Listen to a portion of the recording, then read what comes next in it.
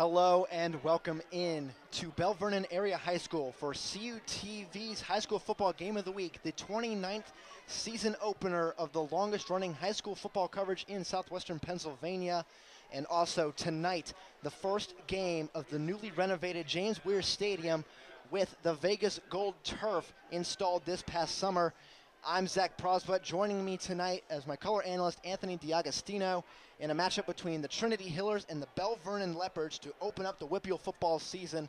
Anthony, great time. We take a look back at what these teams did to conclude their season last year. Trinity in the regular season, Bel Vernon in the playoffs. And you look at the last game for Trinity on October 24th of 2014. Trinity ended up losing to Ringgold 49-14, and that actually could have clinched a playoff spot if they beat Ringgold and got help, but ended up falling short in that game, so they did not make that playoff spot. Looking at Bel Vernon on October 31st in 2014 is the first round playoffs, and they ended up getting shut out against Franklin Regional 20-0. However, they have made the playoffs for consecutively for 4 to 5 years. So pretty good Bel Vernon team.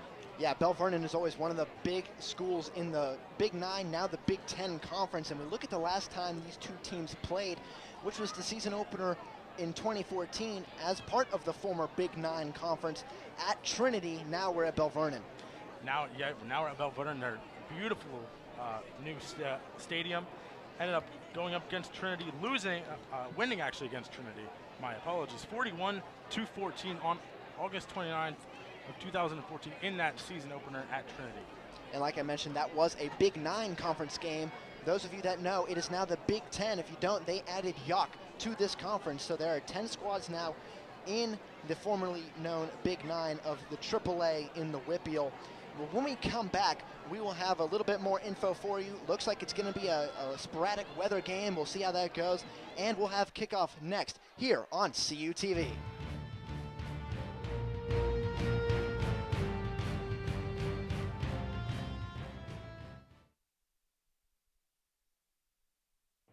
Don't miss your chance to catch the best pro wrestling on the planet. Ring of Honor returns to the Pittsburgh area at the Convo Center at Cal U, Friday, September 25th at 7:30 p.m. with appearances by the Briscoes, Jay Lethal, Adam Cole, and many more. Experience body slamming, super kicking pro wrestling action live. Visit ROHWrestling.com now for tickets and info. Catch all the excitement under the Friday Night Lights with CUTV's High School Football Game of the Week. You have the best seats in the house as the area's longest-running high school football telecast, now in its 29th season, brings you the area's biggest games.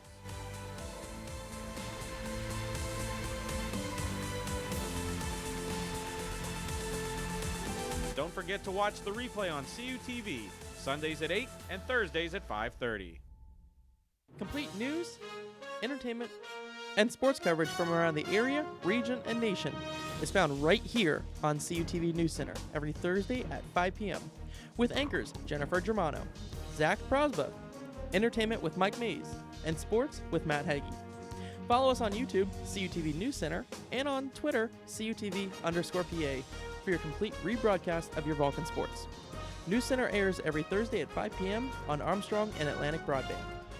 Since 1937, the Student Association Incorporated, known as SAI, has served the Cal U student body by providing activities, programs, and services. Every enrolled student has the ability to take part in over 125 different clubs and organizations.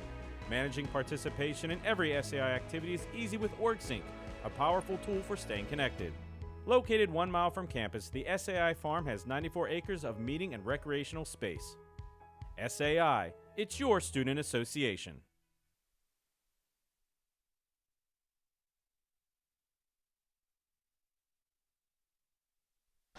Welcome back. We are just about 2 minutes and 30 seconds away from kickoff between the Trinity Hillers and the home team Bel Vernon Leopards in their newly renovated James Weir Stadium. Anthony, before we get to this game, we have to mention the weather.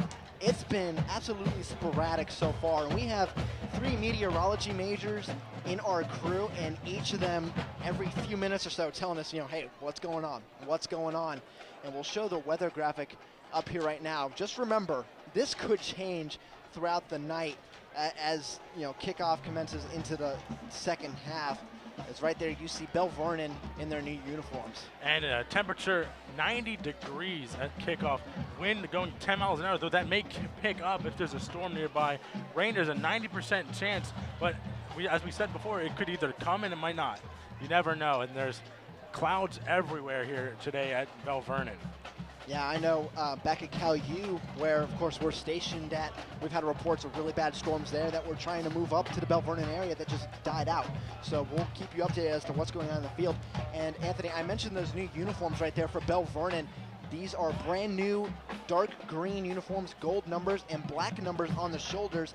And because Bel Vernon changed their turf to a Vegas gold color, I believe there is a rule you cannot wear the same color jersey, and Bel Vernon did have gold home uniforms last year, so it's a good thing, Bel Vernon changed that up as to not conflict with that rule, and I happen to like these uniforms a lot. Oh yeah, I love that dark green color on them, and it really contrasts well with the gold turf, as we said before, but it is definitely a rule that they can't have a gold jersey on a gold turf. It would just not bode well for them or the refs or anybody, really. Especially the TV crew. Yeah, it's sometimes hard enough to figure out, who's carrying the ball. Trinity, of course, will be in there visiting whites with some blue trim on the shoulders as Bel Vernon makes their way out to the field for the very first time on this new field. And Anthony, we have a few specs on this new field. It is Vegas Gold Astro Turf. The field system is D232, the Golden Series. Anything else on this little info sheet that stands out to you about this new turf? Well, being in Marching Band and being on the Cow Field, Hefner Bailey Field at Adamson Stadium, there's this black rubber stuff that gets in your shoes and everything. Well, Bel Vernon doesn't have that. They have rounded silica. They have a rubber pad, so there's no rubber granules. Basically, it's just, to me, it's perfect. It's a perfect field. You don't have that black rubber getting in your shoes that you may find 3 years down the road in those shoes if you're still wearing those shoes. And the field just looks good. It does. It works. We've seen pictures of it. It looks really good in person. As we look in the tail of the tape, this is last year's stats, of course, because they haven't started playing yet. What stands out to you there? For me, Trinity, they can score a lot, but their defense needs to really improve if they're going to get that 4-5 record up a little bit. Yeah, definitely. Defense wins games. We've mentioned that in the basketball. Any kind of team sport, defense wins games, whether that's forcing turnovers, forcing fumbles, getting interceptions, just getting your offense back on the field and keeping the other team's defense, just repetition. Yeah, you have to keep the other team on their heels, and you keep forcing those turnovers. But Bel Vernon, their defense really good last year, 17.5 points against per game. I believe it was last year we were here at Bel Vernon. We had a game go to overtime. I believe it was tied at 0. I can't remember off the top of my head. I believe, though, it was. As we are just a few minutes from kickoff, we're going to see both teams come back out in the field. Both are doing warm-ups. We did have a slight delay before this game because there was some lightning strikes. And for those that you don't know, for every lightning strike, it's a 30-minute delay. So in that 30 minutes, if you get down to the end and another strike, 30 minutes more. So we're going to take a quick timeout. And after that, we will have opening kickoff of the Whitfield season in 2015 here on CUTV.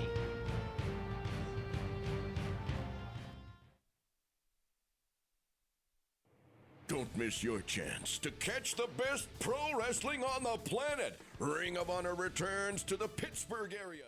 Convo Center at Cal U, Friday, September 25th at 7:30 p.m. with appearances by the Briscoes, Jay Lethal, Adam Cole, and many more. Experience body slamming, super kicking pro wrestling action live. Visit ROHWrestling.com now for tickets and info.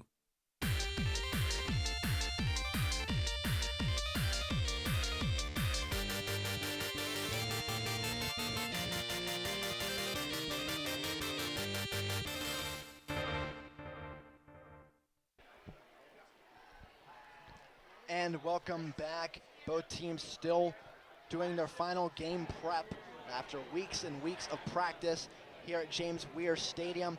And Anthony, an interesting, tidbit that we heard before the game. Tonight is Bel Vernon's Hall of Fame night. It's their 16th annual Hall of Fame night. But for Bel Vernon, there's another big anniversary tonight. Anthony, detail that a little bit more. Yeah, it's the start of their 50th year of football here at the school district of Bel Vernon. And that's just kind of amazing to think. You know, we're in our 30th year of CUTV, correct? We are entering year 30, which will be in the spring. So 29, 30, we're on that right now. And here Bel Vernon has 50 years of football. And it's just pretty astonishing to think that football's been going on for that long at this school. Pretty awesome that they've kept this tradition going. And one person who kept this tradition going just got hired last fall for the fall football year of 2014. That's Matt Humbert, who is actually a coach at Cal U. And he actually coached at Ringgold before. He played at Cal U. He was one of our quarterbacks there. He was hired February 24th of 2014. He actually didn't want to leave Ringgold. He didn't want to leave his star quarterback, Nico Law, behind. He actually said he felt sick doing that. And we saw a lot of Nico Law last year on our show, High School Roundup, which we'll get into a little bit more. But, yeah, I can understand why you would not want to leave Ringgold. Ringgold actually is one of Bel Vernon's biggest rivals as well. So that has to be a little bit of a change for him because he will play Ringgold later on in the year. And I actually remember my first ever CUTV shoot was Bel Vernon Ringgold. And I'm pretty sure, if I remember correctly, Bel Vernon beat Ringgold in Ringgold by a pretty handed score. So now Matt Humbert's on the opposite end of that rivalry. Yeah, and he left Ringgold because he wanted a full-time teaching job. Well, he didn't just want to be a coach. He wanted to be a person in the classroom as well. And he got that full-time position here at Bel Vernon. And he did pretty well last year, 5-5 overall record. Not bad for your first year at a school district. Yeah, and Bel Vernon definitely has a chance to move up because Thomas Jefferson and Ringgold are always the top two big dogs in the Big Ten Conference after Yawk was added. Laurel Highlands looks to be good this year. Bel Vernon looks to be good. You always have Elizabeth Ford in there, as well as some other teams. Something that really stands out to me, though, you were mentioning Matt Humbert wanted a full-time teaching job, and we are very lucky to be calling this game tonight because actually a couple weeks ago, Bel Vernon teachers were striking, but they reached an agreement, and this game seemed to possibly be in jeopardy before tonight. But they got everything resolved, and we're here tonight about 4 minutes away from kickoff. We'll take one final break, and I promise kickoff will be next here on CUTV.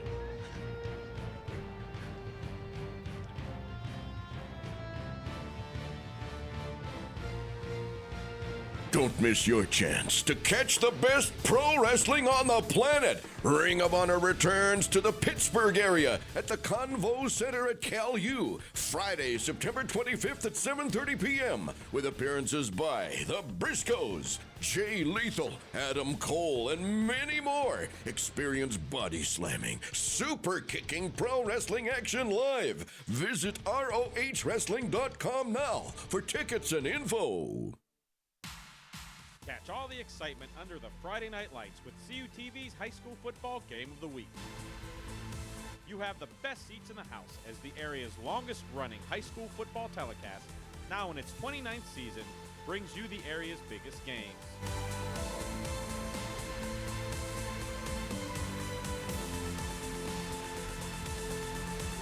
Don't forget to watch the replay on CUTV, Sundays at 8 and Thursdays at 5:30.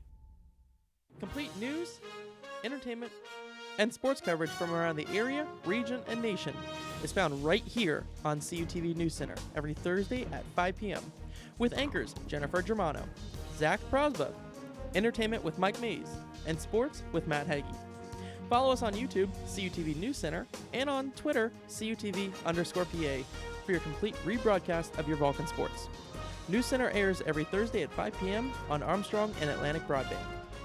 Since 1937, the Student Association Incorporated, known as SAI, has served the Cal U student body by providing activities, programs, and services. Every enrolled student has the ability to take part in over 125 different clubs and organizations. Managing participation in every SAI activity is easy with OrgSync, a powerful tool for staying connected. Located 1 mile from campus, the SAI farm has 94 acres of meeting and recreational space. SAI, it's your student association. And welcome back. You see the Trinity fans in the background right there. They were just chanting, "I believe that we will win." And this is a big matchup because Trinity, they lost their quarterback from last year, Forrest Cullens, I believe his name was. he was a dynamic passer. He's gone this year, so I'm interested to see what Trinity brings. Bel Vernon, they're always one of the big teams in their conference, so Trinity sees this as a game that they have to get up for, really excite themselves for it, to try and come away with a victory, especially at Bel Vernon's stadium. How good would it be for them to come in and spoil Bel Vernon's party in their new stadium tonight? Oh, well, that would be something for Trinity there. Coming in, spoiling Bel Vernon's brand new stadium, that would be something you can write home about if you were able to come up with a season opener win away at a new stadium. We are just 1 minute from kickoff. We will see who will receive and who will kick off in just a few moments. We have captains approaching the field in just a second as well. For Trinity, it is number 4, Sam Trapuzano, number 65, Toby Cullings, number 26, Tyler Denman, and number 6, Garrett Bryant. As for Bel Vernon, hard to make out the numbers for where I'm at in the press box at the moment. I believe I see number 3 and number 8. Number 3 is Luke Duragon, and number 8 is Philip Taylor. Number 2, Noah Bukowski, and 77 as well. That is Nick Schweitzer. And those are the 8 captains, each representative of their 2 teams. As I mentioned before, Bel Vernon in the home dark green. Very nice uniforms, kind of look like Baylor University's home uniforms, and Trinity in the red white with the blue sleeves. As we get set here for the coin toss, love the customary shaking of hands before the coin toss. Really shows good sportsmanship as the 2 teams' captains come in to listen to what the ref has to say for the rules and regulations before the coin toss starts. And we will see who will receive and who will defer until the second half in just a second, as the refs, like you mentioned, are going over the rules. And Anthony, I have to say, this is your first ever football broadcast as part of CUTV. Welcome. You've done basketball a lot. You've done a couple other things as well, baseball. Welcome into the football broadcast family, my friend, as it looks like Trinity will be receiving the ball. Actually, excuse me, no, Bel Vernon will be receiving the ball as the ref just switched sides. I thought I saw the receiving motion for Trinity, but Bel Vernon's getting the ball first. And you know what? I like that, because you come out in your new stadium, you want your offense to show out first.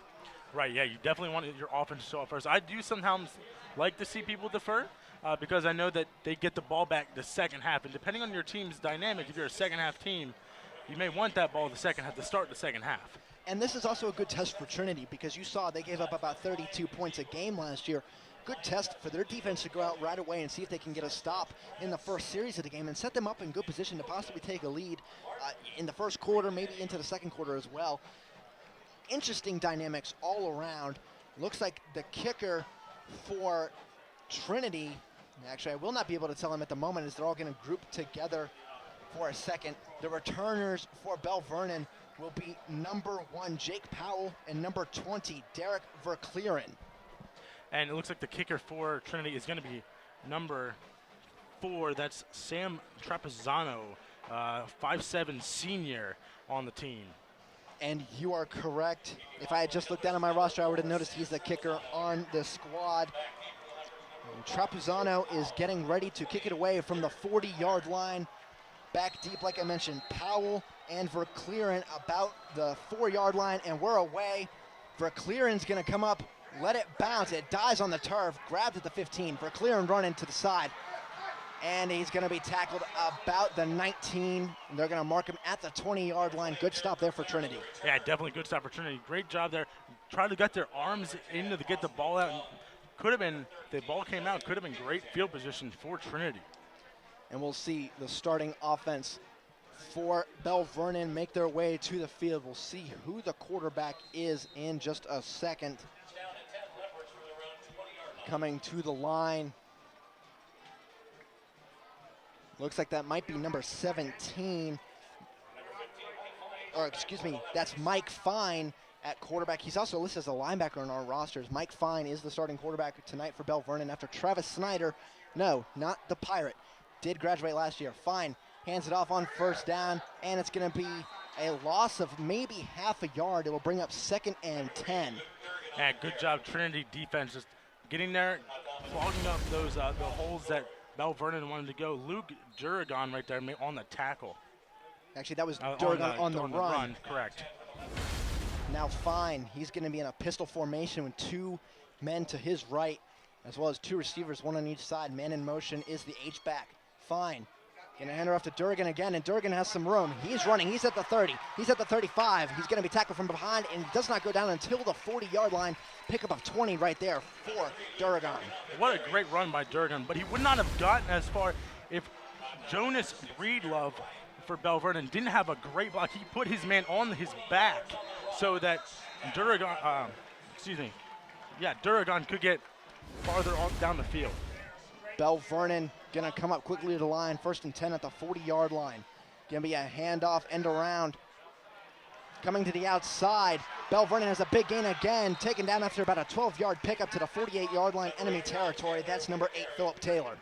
And great run by Philip Taylor, getting the outside and getting outside edges. You're going to see here, cuts back outside, gets around those blocks, and just goes straight down the field, down the sideline until he gets tackled by number 26, Tyler Denman. The clock will start again. 10:42 remaining in the first quarter. Action just started. Mike Fine in the shotgun. Handoff to Durgan, and he's gonna almost be stopped. He slips out a couple tackles, cannot evade another one there. They'll lose it about half a yard again on that play. It will be 2nd and 10. And great job by Luke Durgan on that play there. Looks like he was gonna get tackled, but ends up coming back out and almost makes a good play there, but ends up getting tackled by Trinity. And he actually did lose a yard on that play, so it'll be 2nd and 11 after the referees came in and conferred about the spot.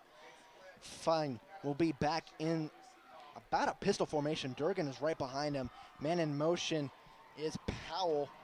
And it's going to be a handoff up the middle. Believe that's Durgan again. And he will gain about 5 yards. And it's going to be 3rd and 6 coming up. That was a nice run there by Durgan. As you see there, could have been a jet sweep, but instead goes with the dive play up the middle. A good run there. Looked like he got grabbed there around the helmet, but no penalty there.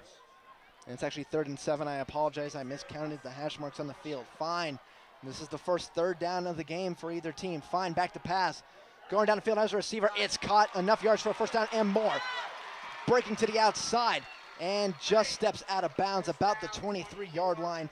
That is Philip Taylor on the reception. And great reception by Philip Taylor. First time we see a pass here, and it's a great one. Has plenty of time. Great blocking on that from the Bel Vernon line. And there you see Philip Taylor breaking that tackle to get those big yards. That was the kicker, Chapuzano, trying to make that tackle, and Fine. He actually has a decent arm. I'm surprised he hasn't thrown more with that kind of arm. He had a little bit of a wobbly pass, but if he can get that spiral down, he's going to be good. Fine is a junior, so he has another couple of seasons left. It's going to be a quarterback keeper. Fine going to keep it himself. Goes to the 20-yard line. That's going to be a gain of 3 yards. Good job there by Fine on that one. Looked like he kind of faked out. Trinity there didn't really, they didn't know he was going to do that. Faked the dive, went by himself and got a few yards there to get 2nd down. 2nd and 6 coming up. Fine getting the play call into his lineman as Bel Vernon has kind of gone with an up-tempo offense so far. 2nd and 6 from the 20. Handoff to Fine keeps it himself again and gets to about the 17. A gain of 3. They'll bring up 3rd and 3. Need to get to the 14 to move the sticks again. And that was a great fake there by Fine. Looked like he handed it off, but instead kept it by himself. And good job there, number 57 for Trinity. That is Mac Chambers dragging him down so he doesn't get that 1st down. Now Fine getting the play call from the sideline. 15 seconds on the play clock. And I've noticed Bel Vernon has like play card numbers. If you see that as well, Anthony, has 21 and a 10 out there. That is their plays that they're running. Fine with a man in motion. That is Poffner. It's going to be a tackle for a loss. Great stand by Trinity. That's a loss of 3 yards on the play. That's going to bring up 4th and 6. Bel Vernon, you could either go for it here or attempt the field goal. Let's see what they do. And you see here on that jet sweep play, looks like he gets around number 10, Austin Young, but then all of a sudden Trinity just surrounds him. They saw that jet sweep a mile away, and it does look like the Bel Vernon is going to be kicking the field goal here. And the kicker is going to be, I believe that's 20. Cannot tell from this angle. Derek Verclearen, yep. And for Clearin, he's going to be attempting the kick. 37-yard field goal to try and take their first lead of the game. The wind is blowing. Kick is up. It is. If it has the distance, it is good. 37-yard field goal from Verclearen makes it 3-0 Bel Vernon. And we're going to go ahead and take a commercial break. When we come back, the Hillers get the ball for the first time. Down 3-0 here on CUTV. Complete news, entertainment, and sports coverage from around the area, region, and nation is found right here on CUTV News Center every Thursday at 5 p.m. with anchors Jennifer Germano, Zach Prosba, entertainment with Mike Mays, and sports with Matt Hagee. Follow us on YouTube, CUTV News Center, and on Twitter, CUTV_PA, for your complete rebroadcast of your Vulcan sports. News Center airs every Thursday at 5 p.m. on Armstrong and Atlantic Broadband.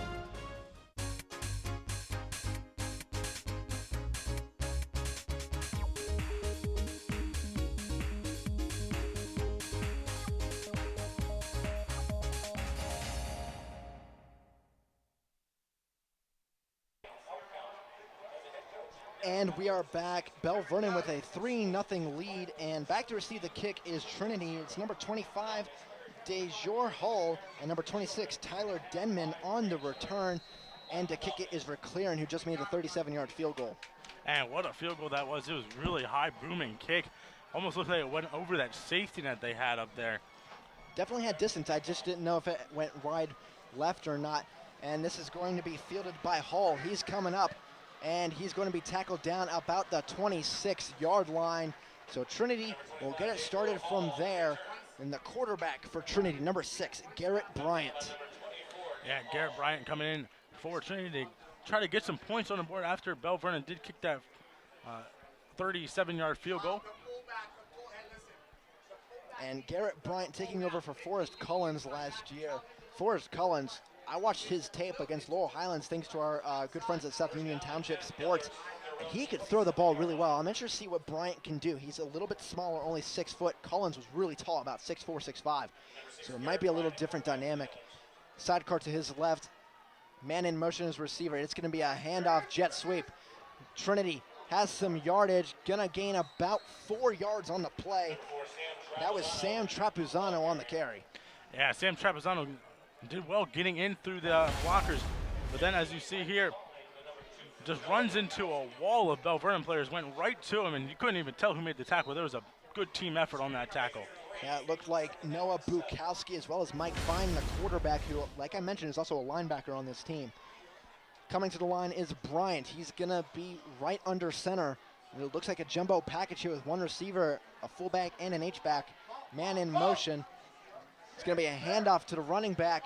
That's Trapuzano, and he's going to gain about another 3 yards. That's going to be 3rd and 4 coming up. And another good try by Trapuzano, but Bel Vernon just is right there, waiting for him to be there, and then just make those tackles. And I Great defense by Bel Vernon. And I apologize, that was Joey Caroli, the running back, not Trapuzano. I mistook the 4 for the 1 on the carry. So, first 3rd down for Trinity in the game. 3rd and 3, 6:26 to go in the first quarter. 33-yard line is the spot. It's going to be a handoff to Caroli. He may have the first down. It looks like they'll give it to him. New set of downs at the 39-yard line. And good job there, Caroli on that one. Second effort, as you'll see here, the first effort going through, and then boom, makes that second effort to get that first down. Bryant huddling up with his team. Much different scheme than what Bel Vernon did. Bel Vernon hurried to the line every time. Trinity using the huddle to get their play calls in. Bryant signaling to his fullback, number 33, Saul Wells, what the play is. Fake handoff. Down the field, the ball is tipped and incomplete. So the first pass from Bryant tipped at the line and falls down.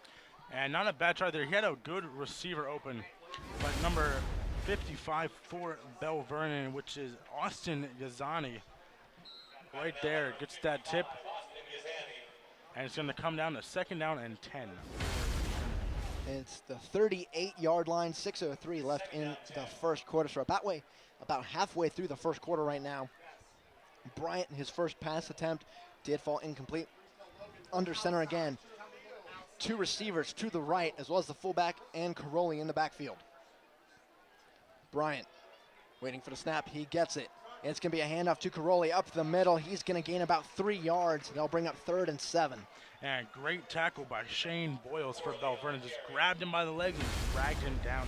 As you see here, getting off that block, and good tackle there by Shane Boyles, I apologize. And actually, they moved on the scoreboard the line of scrimmage from the 38 to the 39. So really, that's only a pickup of 2. So it's 3rd and 8 instead of 3rd and 7. 5:30 to go.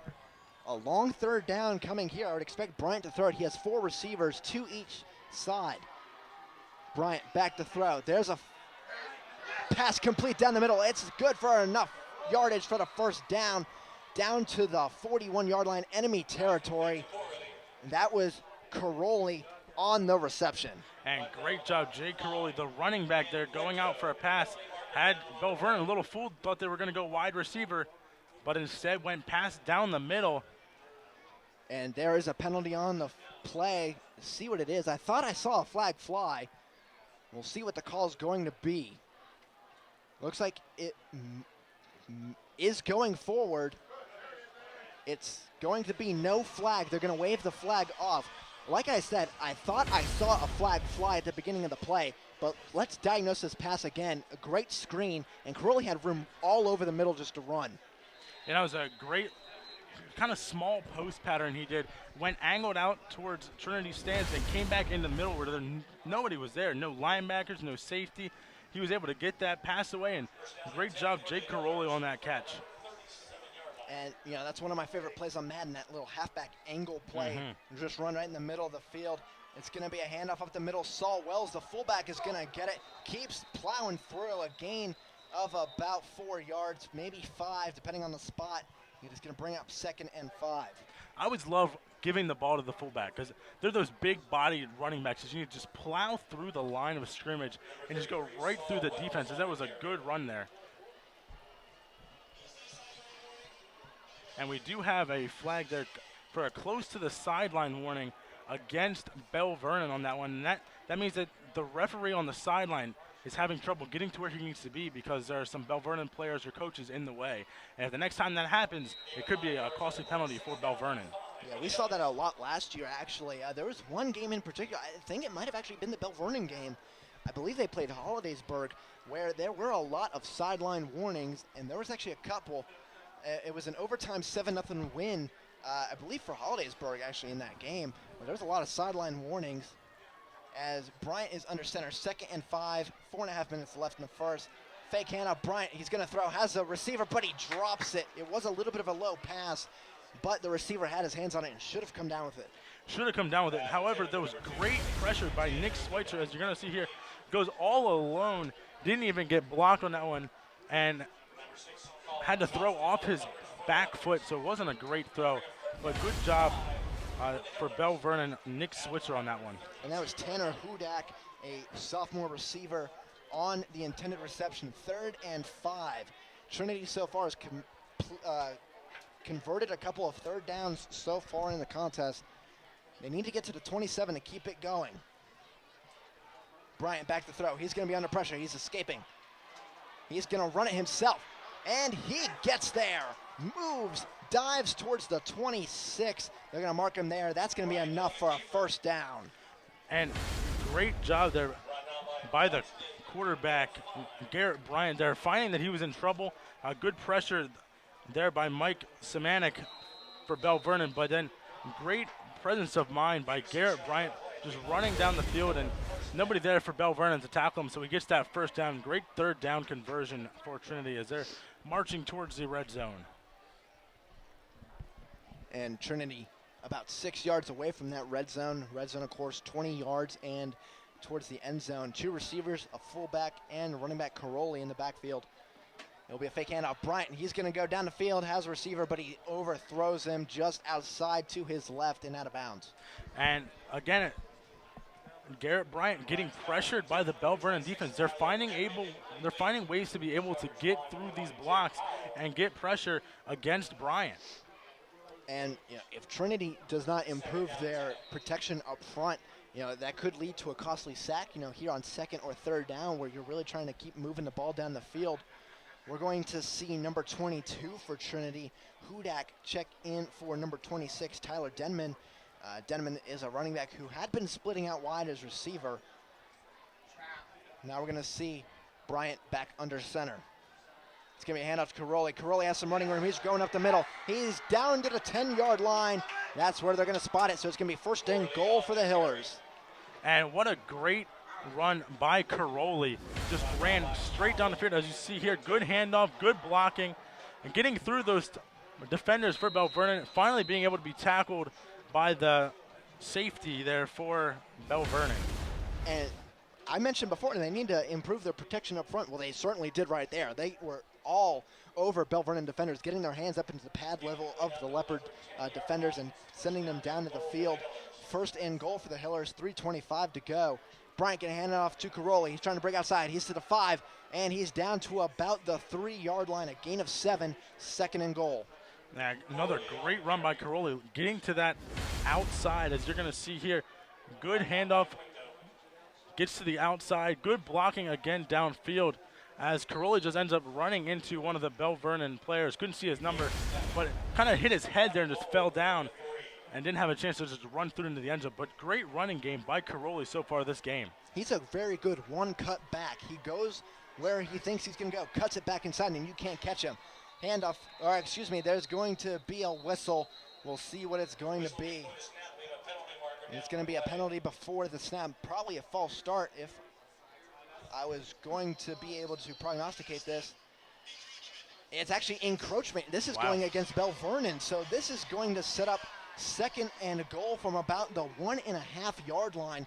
And with the way Caroli's been running, I would not be surprised if he got in on this play. Yeah, definitely. If it's not Caroli, it's going to be the quarterback, Garrett Bryant, because he's done some of that as well today where they faked to Caroli and went straight in. So definitely could see that play as well. So we're going to see number 7 for Trinity, Ben Andreski, a tight end, checks out. I formation coming for Trinity, all at the line. Bryant gonna hand it off to the fullback. He's gonna get to the end zone. Touchdown, Trinity. They take a 6-3 lead. And Trinity, we saw a lot in the stats last year, their offense really good, and they show it again this year. And what a great choice of play there. Didn't even think about the fullback there, but another good choice by Trinity there to give it to the fullback and give it to Saul Wells to get that touchdown. Just plow right through the defense. Great call by the Trinity coaching staff there to go with the fullback. And Saul Wells, he's the perfect size for a running back that you want to see. 5'11", 220, great big body back that can block, shed some blocks there. Capuzano for the kick. It is up. It is good, and it is 7-3 Hillers. Trinity takes a lead here late in the first. 3 left to go. Back here on CUTV.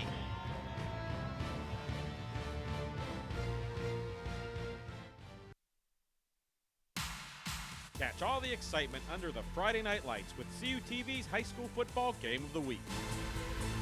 You have the best seats in the house as the area's longest-running high school football telecast, now in its 29th season, brings you the area's biggest games.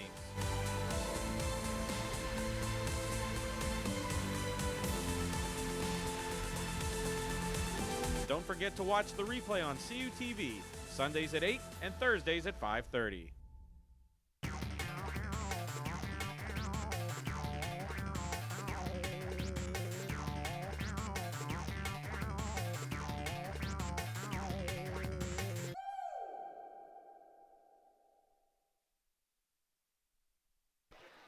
And welcome back.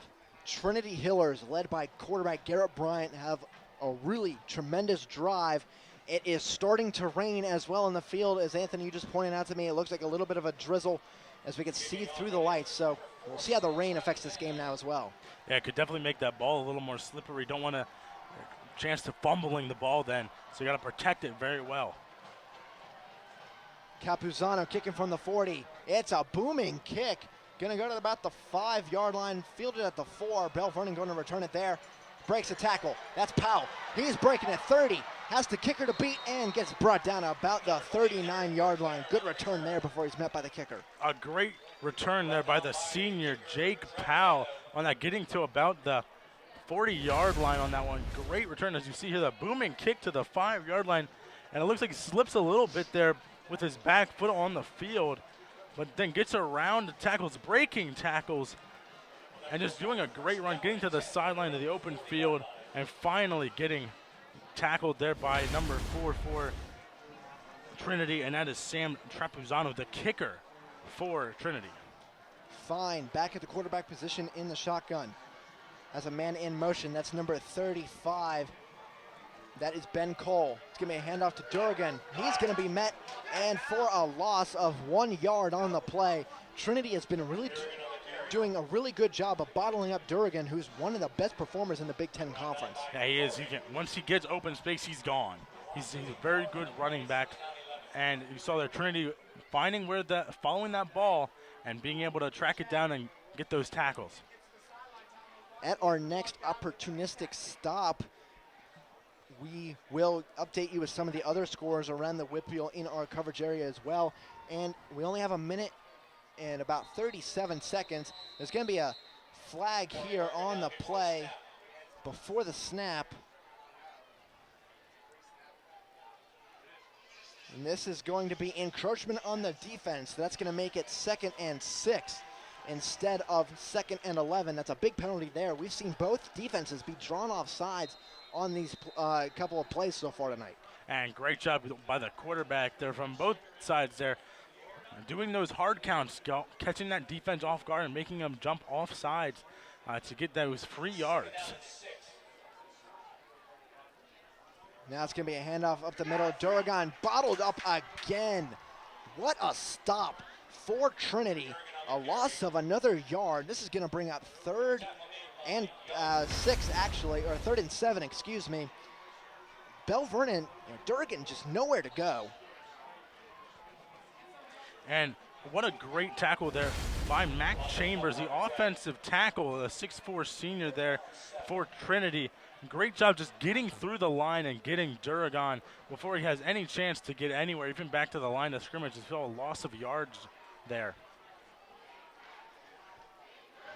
Fine hands it off up the middle. No, Fine keeps it himself. He has some running room. 1st down. He's at the 40. He could go all the way if he breaks the tackle. He will not. He's dragged down about the 19-yard line. A score-saving tackle there by Trinity.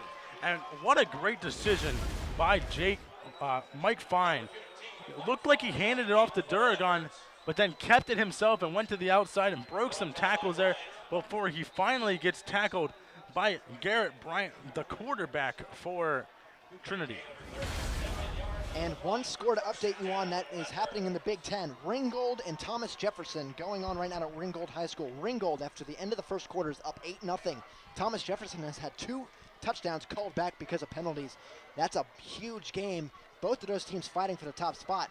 Fine keeps it himself, and he will be met about a 1-yard gain to the 19-yard line. It'll bring up 2nd and 9, but that will be the last play of the first quarter as time runs out. Anthony, great first quarter of action here in the Whitfield. And it really was a great first quarter. Back and forth action. Bel Vernon marching down the field. Trinity marched down the field. Great job here. 7-3 Trinity, but Bel Vernon doing a good job right now getting down the field. And we've seen a lot of great plays in this game as well. And you know where you can see the best plays? High School Roundup. We'll take a look at the top 3 plays from last season overall. You see this first one right here. Nico Law, you mentioned him before from Ringgold, keeping it himself, going Marshawn Lynch, breaking all these tackles against Laurel Highlands. We've said before, the law according to Nico. Nico does whatever he wants to get touchdowns. And, of course, these are last year's plays. If you want to see this week's top plays, you'll have to tune into High School Roundup this week on CUTV, Atlantic Broadband 17, Armstrong 61, and Comcast On Demand, as well as on online at cutv.calu.edu. And this one, Nico, I believe it's Nico Brown, I cannot remember his name, the walk-off run against Frazier. That was the best game of the year, I think, that we did, Beth Center Fraser. And we're doing it again this year at Beth Center. And then this one right here, Nico Law again. He's there twice. He's such a dynamic player. This was in the playoffs. Our own Matthew Hagee went to go do highlights of this game, and Ringgold, yeah, they're going to miss Nico Law this year. But it seems they're doing well without him, up 8-0.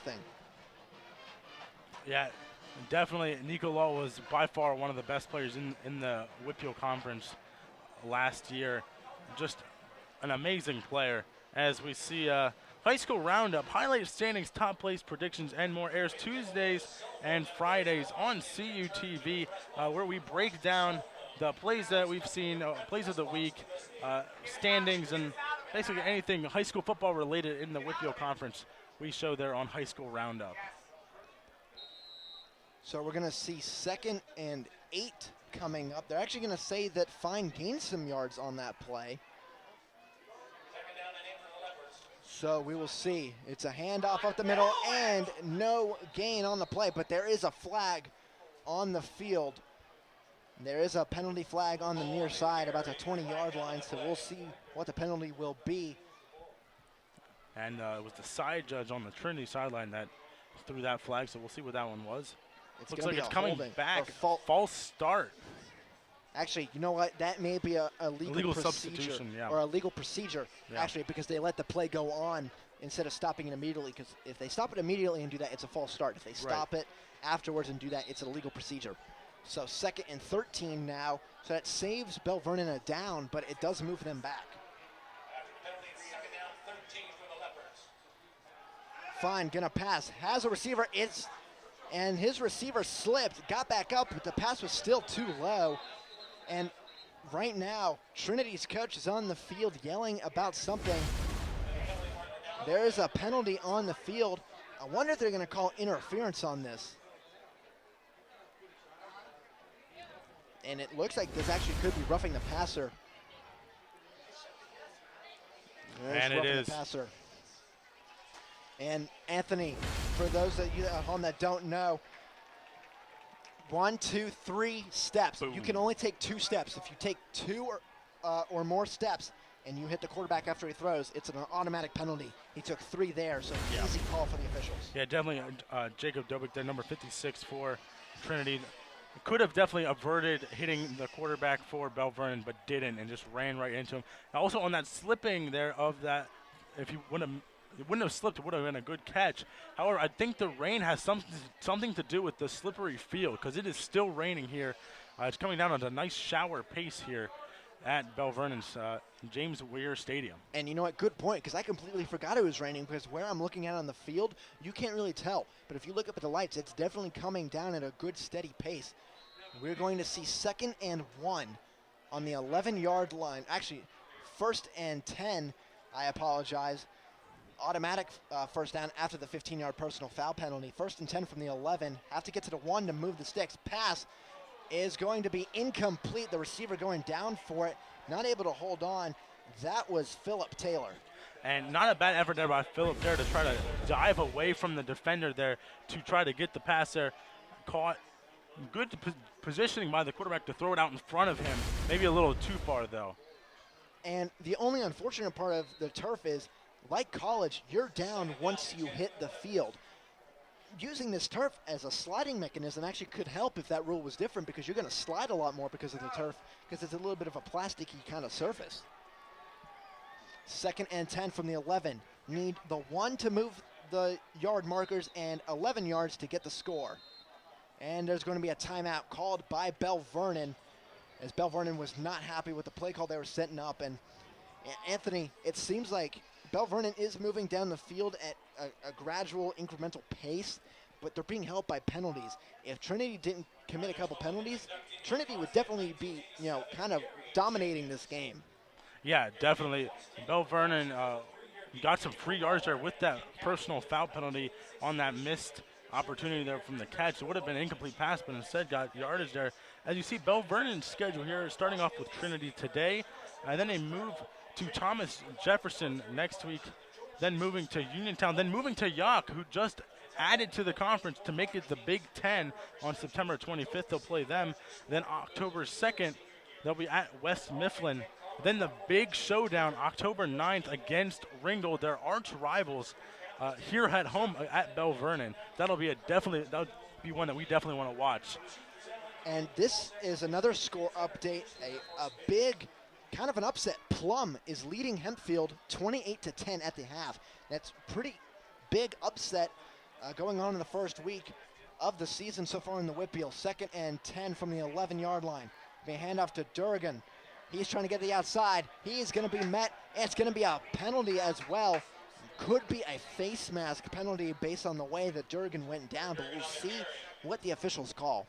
And it could technically also be holding because it was done in the backfield by the referee. But we will see as he makes his call. Holding on the offense, that's usually where that comes from the backfield there. You can see that better when you see that player getting pulled away. As you see on the replay there. Looks like 36 for Bel Vernon. Yeah, 35. Or it could have been number 2. I saw him coming from behind and grabbing his back and trying to pull him away. Any one of them could have been holding there. And a costly penalty for Bel Vernon, setting them back a few yards at the 25 now. 2nd and 24. It's a spot 15-yard foul.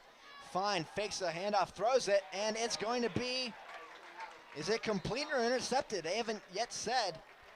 It's going to be a completed pass down to the 11-yard line, so they get that yardage back, but it's going to be 3rd down and 10 yards to go. And great catch there by Tim Labuda for Bel Vernon. In traffic there, got that ball and was able to keep it in his hands, even if it's raining out, ball may be slippery. Good catch by Tim Labuda for Bel Vernon. And like I said, I was not sure whether they were going to call interception or a catch because the Trinity defender did a very good job of coming over the top and trying to deflect that ball away.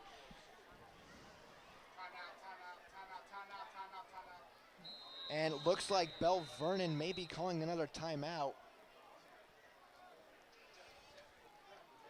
And we'll see, and it is Bel Vernon timeout. That is their second of the first half with 10:43 still to go in the second quarter. Trinity still up 7-3. And Anthony mentioned before, Bel Vernon's been moving, but the last time they had the ball, they were in the red zone. They were not able to get to the end zone. They had to settle for the field goal. If you get to 4th down here, do you settle for the field goal again and make it a 1-point game, being that it's still early, or do you go for it and try and put yourself on top, give yourself some confidence, because you're really not moving the ball all that well? That's a tough one. They've passed well when they haven't slipped, and Tim Labuda actually did a great job catching that ball, so I may try to go to him, but then kicking is a safe option. You're close enough. You can make that field goal. Your kicker's very good. He made a 37-yard field goal with plenty of room to spare. Exactly. So that's definitely up to the coach. I don't feel comfortable in my position to be able to say what they should or shouldn't do because either way it works. Yeah, absolutely. We're not the coaches. We're just the broadcasters. We're not paid to, call plays and stuff. That's what we do for Madden. That's just my extent of play calling. As we see Fine in the shotgun, 3rd and 10 from the 11. Need the 1 to move the down yardage. Need the end zone to score. Durgan gets a handoff. He's going to be stopped right before the yard marker, about the 3-yard line. This is going to be 4th and 2. Now it really brings into question, do you go for it or do you kick it? Bel Vernon looks like they're going to go for it, being so close, but I'm not sure. I'm not sure they know what they're doing either. I think some of them want to go out and keep it, and some of them want to go out and kick the ball. But either way, a great run by Duragon getting to the outside. And it does look like they are going to go for it here on 4th down. And if you don't get it, Trinity's pinned deep. Not a bad decision, I think, either way. It's actually 4th and 1 at the 2-yard line. We'll see if Fine and company can get it. Fine. Hands off to Duragan. And over the top. It loses the ball. Let's see who gets it. Trinity has the ball. It's a touchback in the end zone. Disaster strikes for Bel Vernon. Wow. Trinity recovers the fumble in the end zone for a touchback after Duragan goes on top and loses it. Looks like that was Caroli who might have forced it. And Duragan tries to go over the top there. Definitely doesn't cross the line there. And he's trying his best to get there. And it's actually Sam Trapuzano to come pick up the ball there. for Trinity, but Duragon there looked like he was reaching for the goal line, never got it, and maybe he thought he hadn't let go of the ball or was trying for it, and the ball just came out, and Trinity just pounced on it.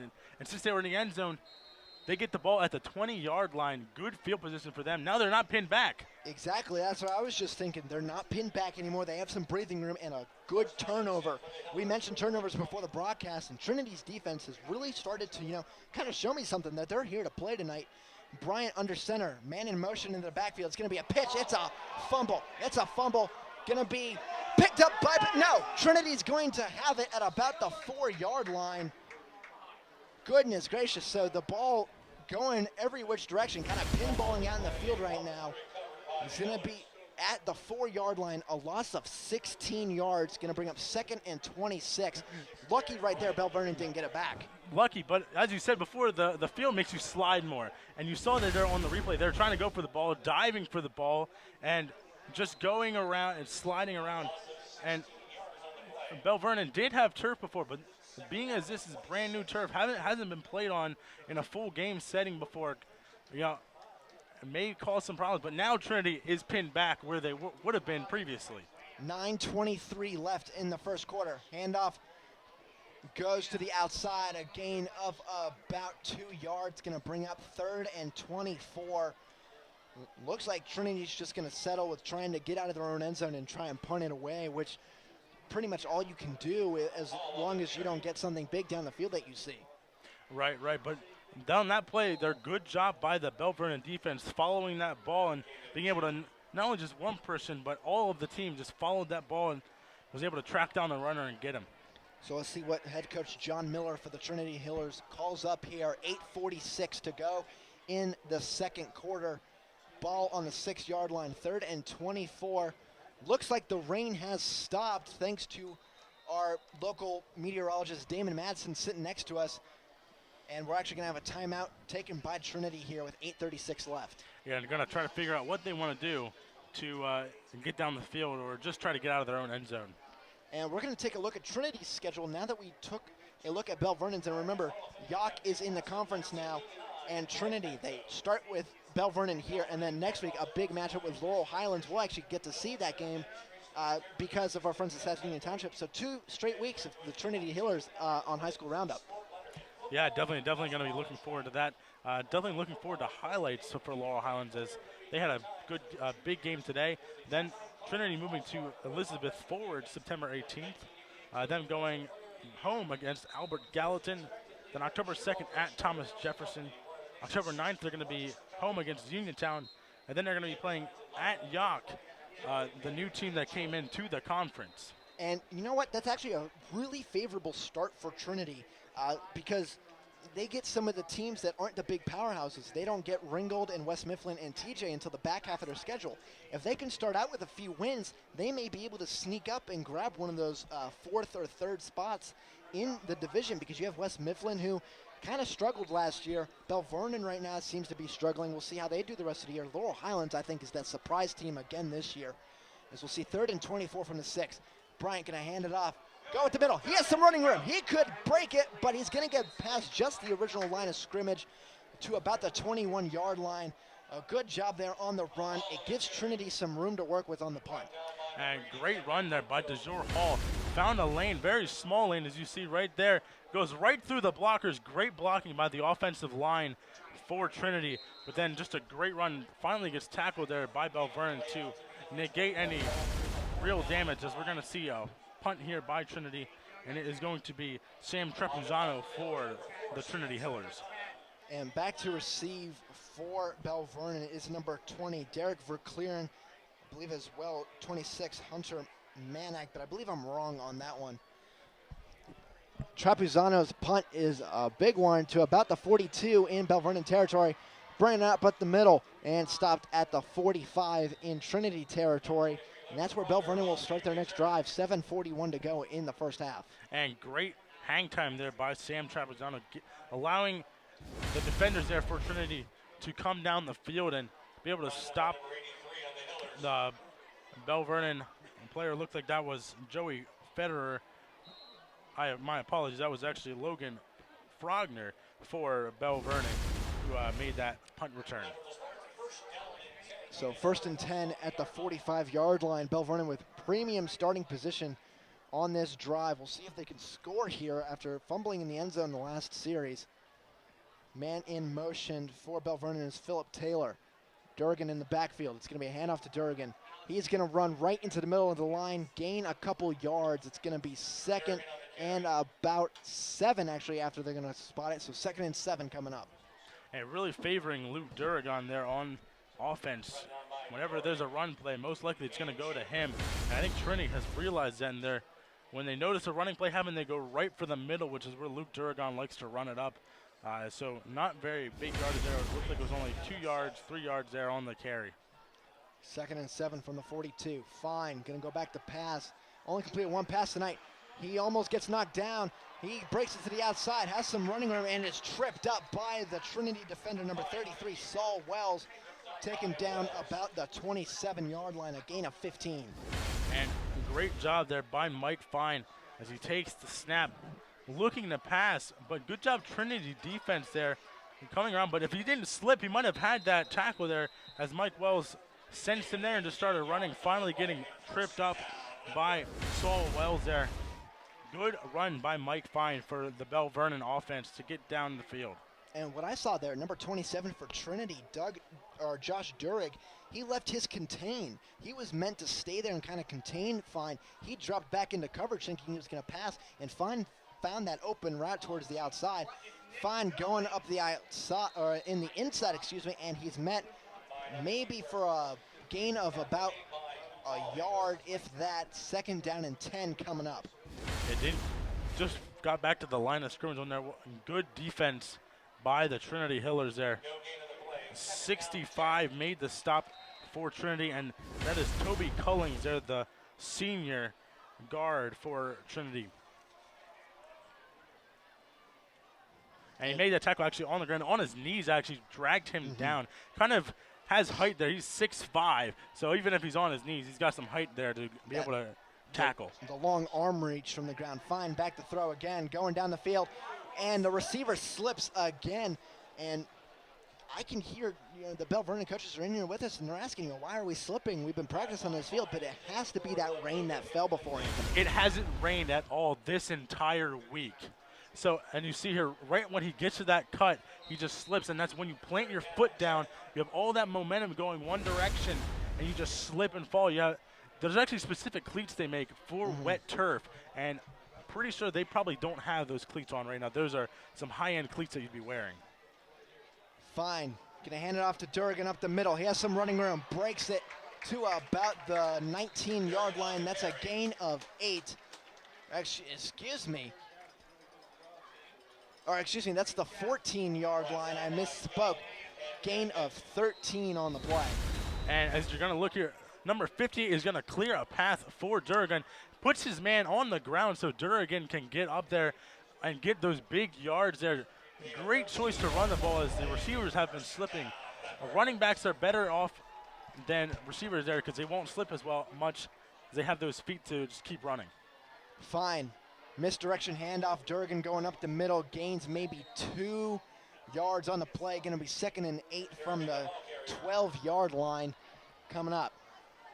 And good job, Trinity Hillers there, finding where that ball was going again and just being right there ready to go. Bel Vernon still going in their no-huddle offense. 5 minutes left in the first half. We'll see. Trinity, they've stood up in the red zone a couple times now. A forced field goal that was good by Bel Vernon by Verclearen, as well as a turnover in the end zone, a fumble return for a touchback. But we'll see. Can Trinity do it again? Bel Vernon trying to take their first lead if they can get the touchdown. Or excuse me, their second lead, first multiple point lead over 3. And it's going to be a delay of game. Oh, no, it is not going to be a delay of game. They got a timeout just in time by Bel Vernon. And that is going to be their last and final timeout before the half with 4:37 remaining in the half. And Trinity still has 2 timeouts left, 4:37 to go, like you said. And Anthony, right now we're going to look at the Big 9 standings from last year. Remember, it's the Big 10 now. We see Thomas Jefferson, Ringgold, West Mifflin, Bel Vernon, and Laurel Highlands were the playoff teams. Trinity was right there, and you mentioned in our open, they were fighting for a playoff spot, but unfortunately lost to Ringgold, and they've come out seemingly hungry this year. And I said they had a favorable start. They could move up those standings. And you got to think, they realized last year that they lost their first game, and that's what lost them the playoffs, basically. They're coming out today playing like this game could put us into the playoffs. And it's really showing how they're playing defense and offense today. Yes, this game, every game means something in the Whitfield. You know, some people will say, it's the first game. It doesn't really matter that much. Every game matters in the Whitfield because they're all games are really conference matchups most of the time. You have one non-conference usually a year, but everything else is in your conference. You have to win those games. Handoff, Fine keeps it himself. He's going to walk into the end zone. Touchdown, Leopards. They take back the lead 9-7, pending the extra point. And a great decision by Fine. And you're going to see on the replay we're going to have here, Fine looks like he hands it off to Durgan, who gets tackled basically right away, but keeps it himself. And even looked like it faked out our camera crew as they finally get back there to Fine. Great fake by Fine. Perfect fake, gets the defense sucked in behind the line of scrimmage, and he just goes right to the outside. So attempting the extra point will be for Clear, he made that 37-yard field goal earlier, trying to make it a 3-point lead again. 9-7 to score, 4:31 to go for Clear attempting the extra point. Snap low, kick is up, and it is good. It is 10-7 Bel Vernon, 4.5 minutes left in the first half. We'll see if Trinity can respond in their next drive when we return to High School Football Game of the Week here on CUTV.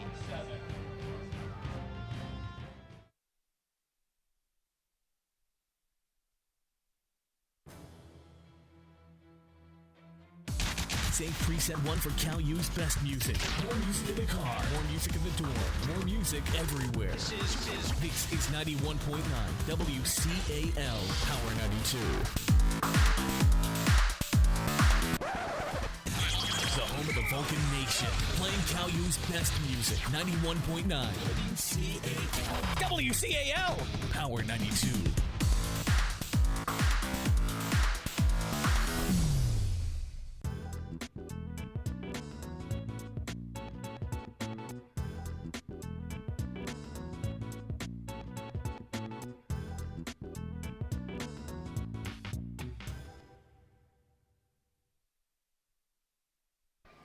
And we are back for Clearing with the kick. He slips on the kick, still gets some distance out of it though. Good job by him to get the power in that kick.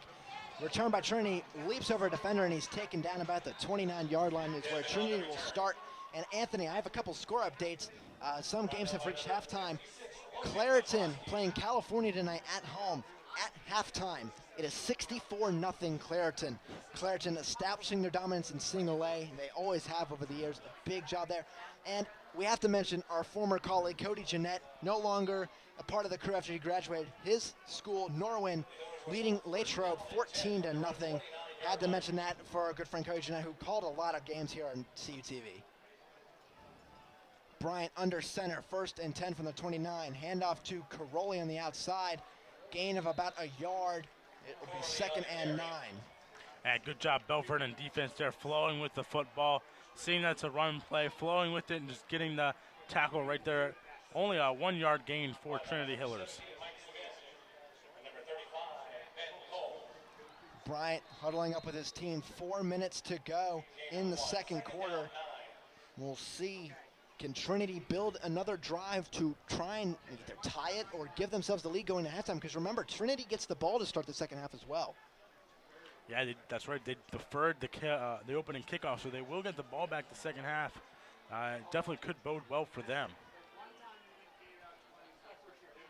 And the handoff up to the middle to Caroli. He breaks up the field. He has some more room. That's actually not Caroli. It looks like number 25, DeJour Hall. Not seeing Caroli a lot. A big run there. 49-yard line, Bel Vernon territory. 3:30 to go. And what a run by the senior Hall here. On 2nd down, it just runs right up the middle, finds that gap, cuts through it, and looks like almost got tripped up there, but then finally being able to be taken down by number 1 and number 2, Jake Powell and Noah Bukowski for Bel Vernon to negate a possible touchdown if he would have been able to break that free.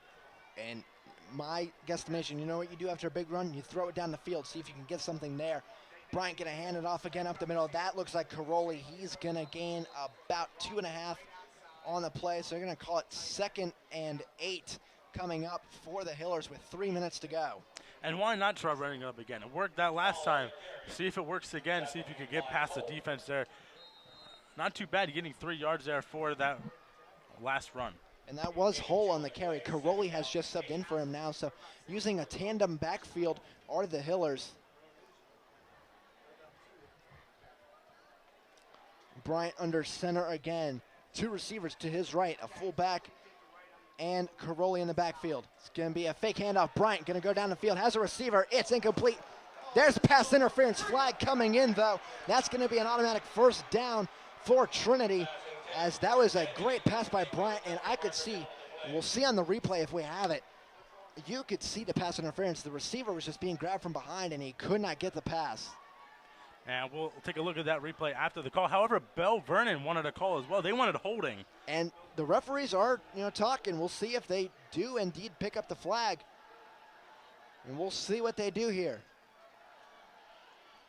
No penalty. No penalty. There is no pass interference. And Trinity's coach, John Miller, he can't be pleased with that, but we'll see again here on the replay, Anthony. And you see the holding there by one of the Trinity players, as there could have been a pass interference against Bel Vernon. So either way, could have been missed calls for both teams there. So 3rd down and 8 from the 47, 2:26 to go. Trinity has to convert here, unless they'll most likely just punt the ball away, try and pin Bel Vernon deep. And that could be a big turning point with that penalty being wiped away, because that would have been automatic first down yardage for Trinity. We're going to see Hull come into the game, Caroli sub out. 3rd down and 8 from the 47. Need to get to the 39 to move the sticks down the field and keep the drive going. Bryant in the shotgun. 4 receivers, 2 on each side, and a sidecar. Gets the wide snap. Goes down the field. It's complete, and it's a first down. That's Hull. He slips, but he gets to the 34-yard line to pick up the yardage. And great route by DeJour Hall running down the field. As you're going to see here, nobody covering the middle of the field for Bel Vernon again, as it was just a nice overhead pass to Hall and gets down to, looks like about the 34-yard line. And that was only the 2nd completed pass of the game for Bryant. Both teams have actually only completed 2 passes in this game. It's been a lot of running plays in this contest. And, the running games have worked, though, as we're 1st and 10 from the 34. 2 minutes left. Hull on the handoff. Goes up the middle. Gets to about the 29-yard line. A gain of 5 on the play. And great run by Hull, getting down the field through that great dive play there. Looks like it's going to be around 2nd and 5 for that one. And another great run up the middle by Hall, the senior. And the only kind of judgment I have on this is Trinity's really not forcing the pace in this. They're taking their time. They only have a minute and a half, but they do have 2 timeouts. So Coach John Miller, I'm sure he has an idea in his mind. Bryant signaling to his receiver what to do. Gonna hand off again. Hall is gonna be stopped in the backfield. That's gonna be a loss of 2 yards. And that's gonna bring up 3rd and 7. And a timeout called by Trinity here. And good call by Trinity with a minute and 10 left. It's gonna be third down and 5 on this. It's actually gonna be 3rd and 7, I believe. Yeah, he did lose yardage on that one because he didn't get that far ahead of the line of scrimmage, and Bel Vernon was just right there, ready to go on that dive play. Weren't fooling them, as you saw on that replay. And Anthony, 1:10 left. Do you keep running the ball, because you saw there that Hull was stopped? Do you try to throw the ball? The 2 completed passes have both gone to the running back tonight on that halfback angle play, where the running back looks like he's going to go out to the outside, but breaks it back into the middle, and it's been wide open. Do you try that again? Because Bel Vernon's been, kind of evading that area. I don't know if this is actually a play or not, but fake the handoff to the running back, Hall. Yeah. Then have him run a route after you fake it to him. You can do that. And basically what they Right call there. that. In case you didn't know, and for those of you at home that don't know, it's called play action because you're trying to fake out the defense thinking it's going to be a run play. So maybe a play action pass coming here. I would not disagree with that. That'd be a great way to see if Bel Vernon could pressure up front on the possible run. It's going to be shotgun. 4 receivers, 2 on each side, and Bryant is going to pass. He's under pressure. Up the middle, Hull has it, and he is going to be tackled just a yard short of the first down marker, but there is a flag on the play. And from where that's thrown, it looks like this could be holding. This looks like it could be holding against Trinity because of where that flag is, right on the line of scrimmage, actually. And we'll see what the That official also, has. though, could be offsides based on where it's thrown. We'll see. And it is against Trinity. They're going to move the ball back. We'll see the officials call here with 1:04 left. Illegal formation. Same thing we saw earlier, trying to dissect, illegal formation and false start. And illegal formation is when the receiver, most likely the receiver being where that ball or that flag was thrown right by the referee there on the sideline. The receiver was above the ball or above the line of scrimmage and wasn't lined up correctly. And the way to correct that, you ask the referee if I'm in the right position, and he'll tell you yes or no and where you need to move. And he also could have been covering up the tight end as well. You have to let all players be visible on the field. Bryant back in pass again, 3rd and 11, 45 seconds to go. Bryant going to throw. Bryant will be sacked. Great play there by the Bel Vernon defensive lineman. Loss of yards of about 3. Looks like that was number 50 for Bel Vernon. That was Naquan Dixon. And you see here, Garrett Bryant has a chance to run for the first down, but doesn't, and instead keeps looking to pass and doesn't see number 50, Naquan Dixon of Bel Vernon coming and just slams him to the ground. And Trinity does not have to run a play here. I would, just to see if you could get a play off. They could call timeout. There's 5 seconds left. John Miller's waiting to call timeout, waiting. Now he does with 1 second left. He's going to call timeout, and Trinity will have one final play to try and maybe get in the end zone. Maybe there will be a penalty, because then that would be an untimed down, especially if it's like pass interference. Then you go down, you have an untimed down. You could kick a field goal and tie it up before halftime. So anything could happen here with that 1 second remaining. Anything could happen. Hail Mary. Definitely an option there. Don't know if I would go that route because the defense is thinking that.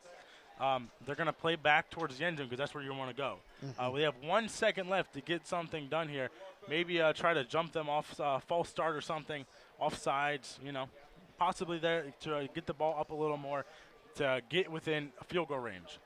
Yeah, and that sack that we saw before from Naquan Dixon, that was a coverage sack. Basically, meaning Bel Vernon's corners and secondary were doing a good job of covering the receivers, and Brian had nowhere to go. So he just ended up having to take the sack, and a good move by Dixon to track him down on the outside. Yeah, and he had open grass he could have went, or open turf is this turf here, but open field, if you want to just call it that. He could have ran to see if he could have gotten any more yardage there and avoided the sack, but he was really looking to pass and wasn't thinking about running. But good job by Naquan Dixon tracking down Bryant and just slamming him to the ground. It was a heavy hit. So there's going to be 4 receivers, trips to the right, solo man to the left, sidecar as well. Bryant going to go back to pass down the field, and it's incomplete. The receiver dropped it. He fell down to the ground anyway, so it wouldn't have mattered. At halftime, Bel Vernon 10, Trinity 7. Anthony, what are your impressions of the first half? Well, Trinity doing a great job here, and 10-7 Bel Vernon, but Trinity gets the ball back. Second half, could see something here for Trinity after they come out of the locker room. And we'll see how it all finishes up in the first matchup of the Whitfield season here on CUTV.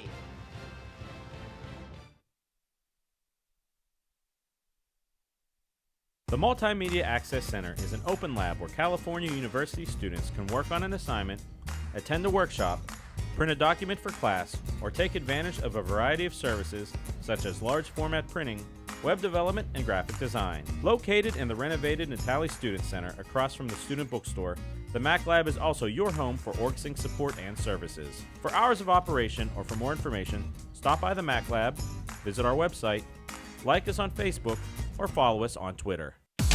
Say preset 1 for Cal U's best music. More music in the car. More music in the dorm.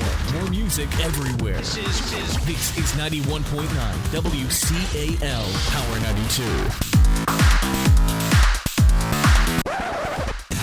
The home of the Vulcan Nation. Playing Cal U's best music. 91.9 WCAL. WCAL Power 92.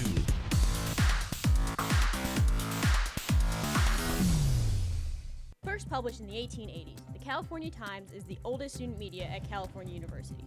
Circulating 3,000 issues weekly on campus and in the surrounding community, the Times' mission is to deliver fair and balanced news to the student population of California University. All students are welcome to be a part of the California Times. Our offices are located in the Natali Student Union. Keep up to date with the Times online at www.caltimes.org, Facebook, and follow us on Twitter. Complete news, entertainment, and sports coverage from around the area, region, and nation is found right here on CUTV News Center every Thursday at 5 p.m. with anchors Jennifer Germano, Zach Prosba, entertainment with Mike Mays, and sports with Matt Hagee. Follow us on YouTube, CUTV News Center, and on Twitter, CUTV_PA, for your complete rebroadcast of your Vulcan sports. News Center airs every Thursday at 5 p.m. on Armstrong and Atlantic Broadband. Welcome back. At halftime, the home Bel Vernon Leopards are leading 10-7 over the visiting Trinity Hillers. During this halftime presentation, you will see the Hall of Fame class for Bel Vernon for this year, their 16th annual Hall of Fame class in their 50th year of football, as well followed by the Trinity Hiller Band and the Bel Vernon Area High School Band. Enjoy, everybody.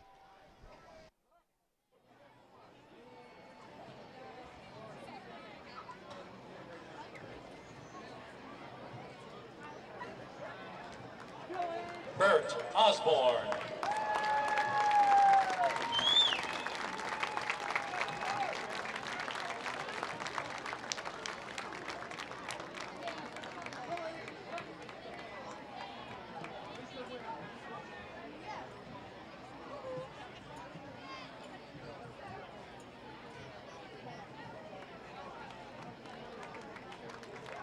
Ted Petco.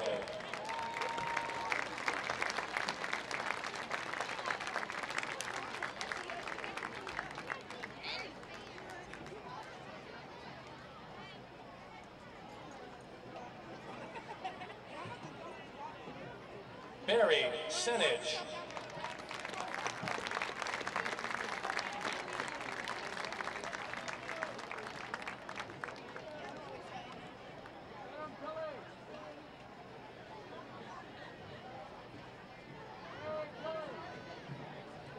Mike Dominic.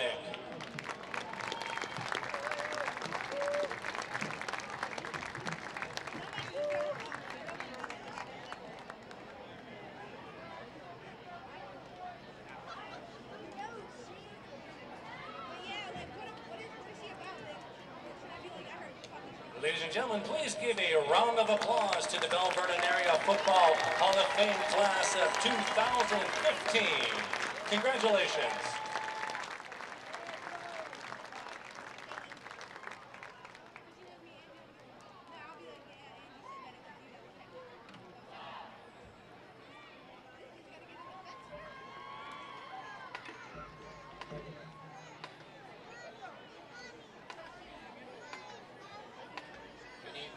Trinity Area School District is proud to present the pride of Trinity High School, 10-time PIMA champion and 15-time Bands of America Regional Championship finalist, the Trinity High School Marching Band.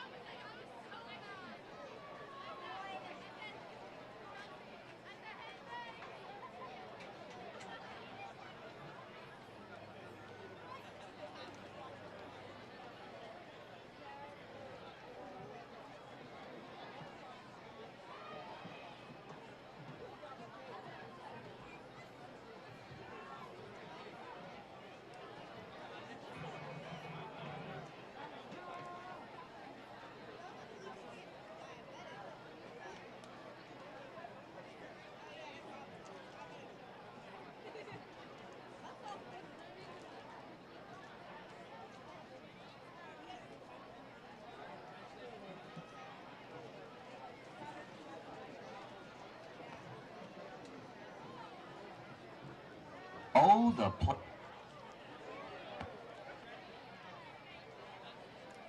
Trinity's repertoire includes the following. 2 selections from the 2015 production, Oh, the Places You'll Go, including You'll Be On Your Way Up and Alone, The Waiting Place. Trinity Area School District is proud to present drum majors Vanessa Civi and Ben Artuso and the Trinity High School Marching Band.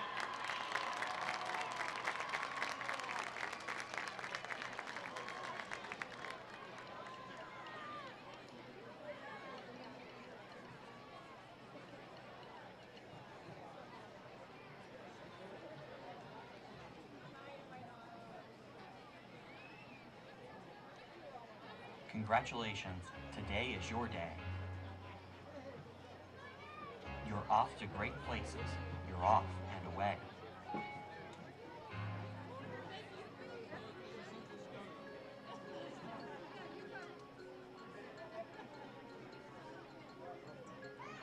You have brains in your head. You have feet in your shoes. You can steer yourself any direction you choose.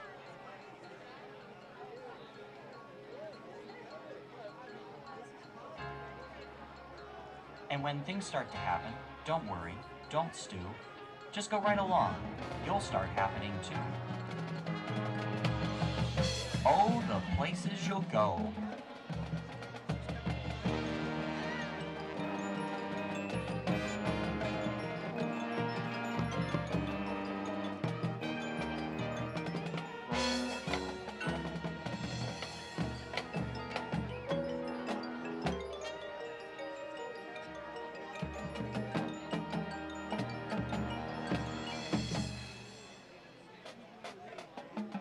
You'll be on your way up.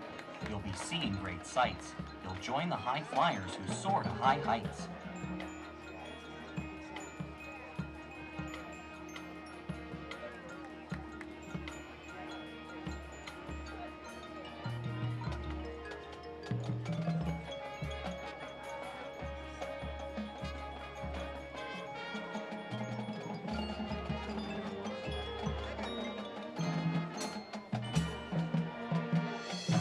Oh, the places you'll go. There is fun to be done. There are points to be scored. There are games to be won.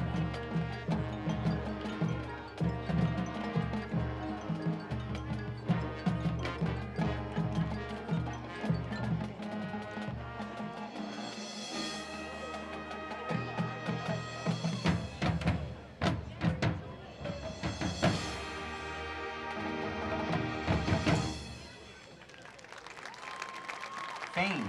You'll be as famous as can be, with the whole world watching you win on TV. Except when they don't, because sometimes you won't. All alone, whether you like it or not, alone will be something you'll be quite a lot.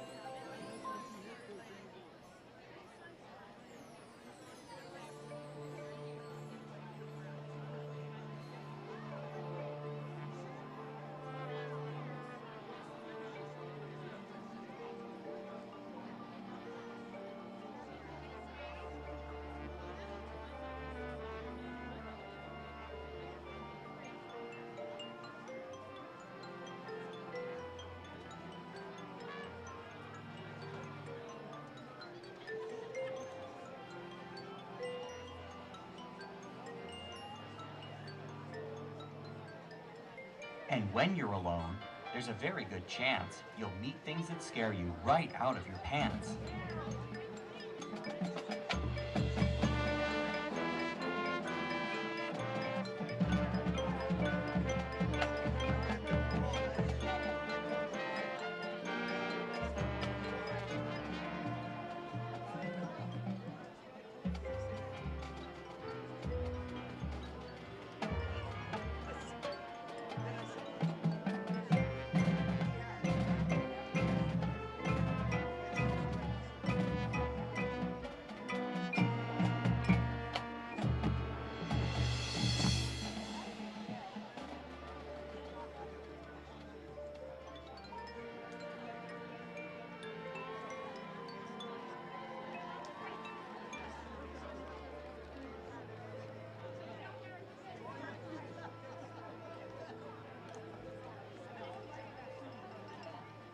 You can get so confused that you'll start into race down long wiggled roads at a breaknecking pace, and grind on for miles across weirdish wild space, headed, I fear, toward a most useless place. The waiting place.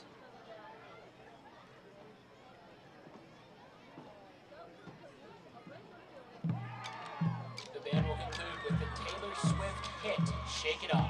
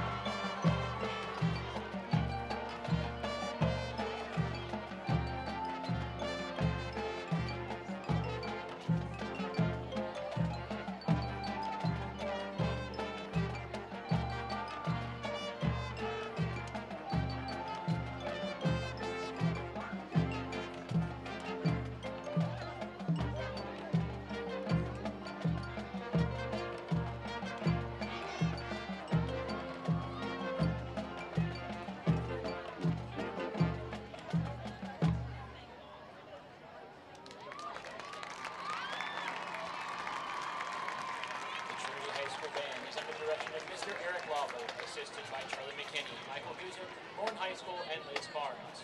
Other staff includes Neil Lauver, David Fripp, Patrick Northcraft, Ron Bate, Sarah Jeffrey, Rich Samperini, James Gavaney, and graduate assistant Jalacy Emmerich. Student leaders include Elena McCoy, Emily Brewer, Nikolai Williams, Dalton Reed, Josh Coachworth, Stephen Caldwell, Michelle Bixie, and Sydney Orovitz.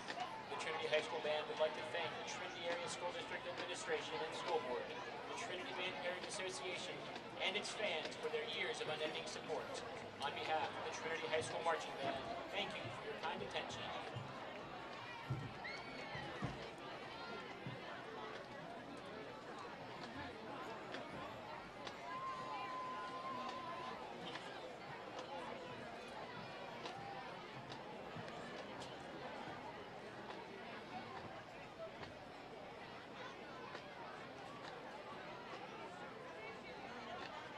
Ladies and gentlemen, let's have another round of applause for the Trinity Hiller Marching Band.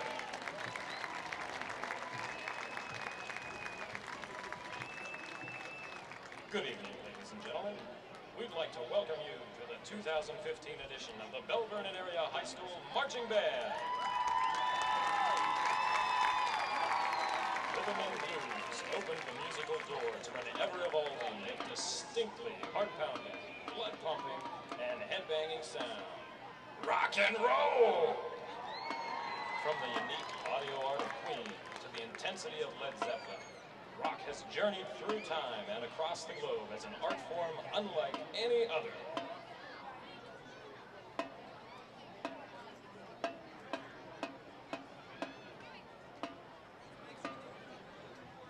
Executive Drum Major Zach Apesos and Assistant Drum Major Jessica Moody is your band ready to rock?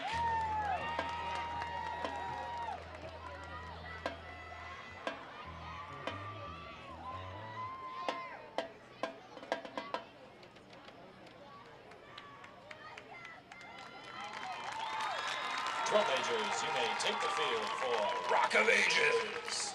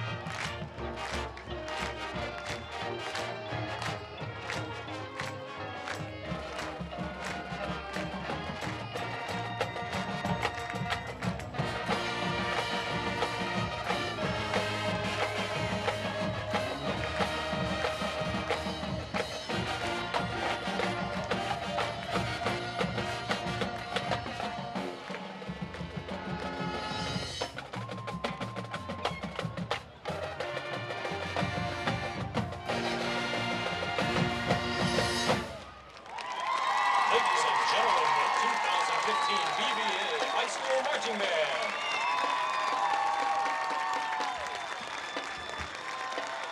BVA High School Marching Band is under the direction of Mark Sriracha, assisted by Christy Paula, Constance Boyd, Susie Joseph, Sarah Jara, and Mike Eddie. Thank you very much, ladies and gentlemen.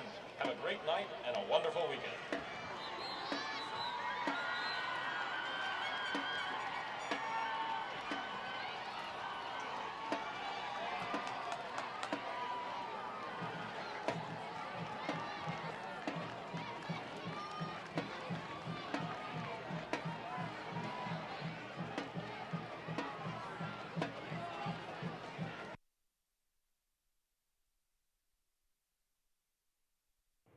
Don't miss your chance to catch the best pro wrestling on the planet. Ring of Honor returns to the Pittsburgh area at the Convo Center at Cal U, Friday, September 25th at 7:30 p.m. with appearances by the Briscoes, Jay Lethal, Adam Cole, and many more. Experience body slamming, super kicking pro wrestling action live. Visit ROHWrestling.com now for tickets and info.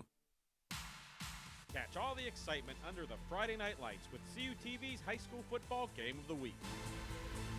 You have the best seats in the house as the area's longest-running high school football telecast, now in its 29th season, brings you the area's biggest games.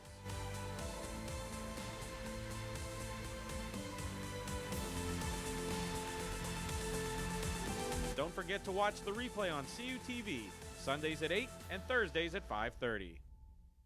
Complete news, entertainment, and sports coverage from around the area, region, and nation is found right here on CUTV News Center every Thursday at 5 p.m. with anchors Jennifer Germano, Zach Prosba, entertainment with Mike Mays, and sports with Matt Hagee. Follow us on YouTube, CUTV News Center, and on Twitter, CUTV_PA, for your complete rebroadcast of your Vulcan sports. News Center airs every Thursday at 5 p.m. on Armstrong and Atlantic Broadband. Since 1937, the Student Association Incorporated, known as SAI, has served the Cal U student body by providing activities, programs, and services. Every enrolled student has the ability to take part in over 125 different clubs and organizations.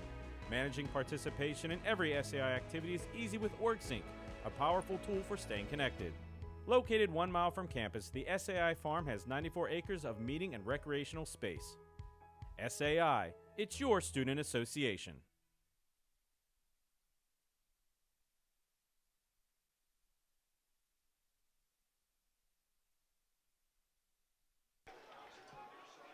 And welcome back into CUTV's broadcast of Bel Vernon versus Trinity in CUTV's High School Football Game of the Week. Apologize for that. There was a weird snafu. We'll talk about it shortly, Anthony. You have a much better explanation than I do for it. Trinity has the ball, and there's going to be a stoppage. 11:55 to go in the third quarter. There's going to be a flag. Too many people on the field, I believe, for Bel Vernon. And, Anthony, this is the second penalty, actually, of this half for Bel Vernon. Yeah. And because Bel Vernon's band was delayed getting off the field. They were not off the field by zeros on the clock. There was a delay of game against Bel Vernon and a 5-yard penalty on the kickoff. And you know a lot about that being in a marching band. Yeah, in high school when I was in marching band, actually in Eastern PA, there was always this pressure that we have to get off the field before the clock strikes zero, or else our team, the home team, gets a penalty. And I have never heard of that before. I'm glad you're with me tonight to be able to explain that. I've never seen it before until now. And 1st and 5 now after the penalty, 11:55 to go. It's going to be a handoff. Hull up the middle. He's almost going to break it. He is tripped up about the 44-yard line. If he breaks that tackle, he's in the end zone in a few seconds as I'm speaking. Great run there. And great run by Hull, but you'll see here, Cameron Quinto just diving, trying to get something, ends up getting the toe of his shoe to trip him up, and that saves Bel Vernon from losing, getting a touchdown against them. And Quinto, you know, playing a little bit of the role as the turf monster, trying to grab him at the last second to bring him down. 1st and 10 at the 44, 11:30 to go. Trinity on the move. Hull again on the handoff. Going to the outside, there's going to be a flag as well. This is going to be holding, I believe, on Trinity. You can see clear hole on the tackle for the Hillers. Yeah, I couldn't exactly see what number it is, but definitely saw it from behind. Grabbed his jersey from behind and just threw him to the ground, and that's definitely a holding call against Trinity. So this will back them up. On the offense, it'll be a 10-yard penalty on the spot of the foul. And it's a 10-yard from the spot of the foul. And the replay of first down, we'll see the yardage in just a second. You see the replay right there. It looked like that was going to be on number 10, Austin Young for Trinity there, grabbing the player and throwing him down to the ground before could make a chance for the play. Because it's a spot foul, that's 15 yards from the spot of the foul, which brings it to 10 yards from the spot of the foul. This is first and 21 here. And because the play was in the backfield, that's why that extra yard is added. Hand up the middle to the fullback. Goes nowhere. Trinity has stood up, maybe a gain of half a yard. We'll call it 2nd and 20 after Johnson the run. on the tackle for the And Leopards. you'll see there on the replay, just all you see is green. Big green monster coming for the running back for Trinity. You could not get anywhere. Gain It of is about a 2nd yard, and 20 second down 20. for Trinity. And that was Josh Durig on the handoff, a linebacker on our roster, but he's kind of the same size as Saul Wells, the fullback who scored the only touchdown for the Hillers so far in the game. 10:20 to go, and there's going to be a timeout called by Trinity. Looks like head coach John Miller not liking exactly what he saw out there for the offense. Yeah, and kind of shame to call a timeout there at 10:19 of the third quarter, because you might need that later on in the game. You never know. You only get 3.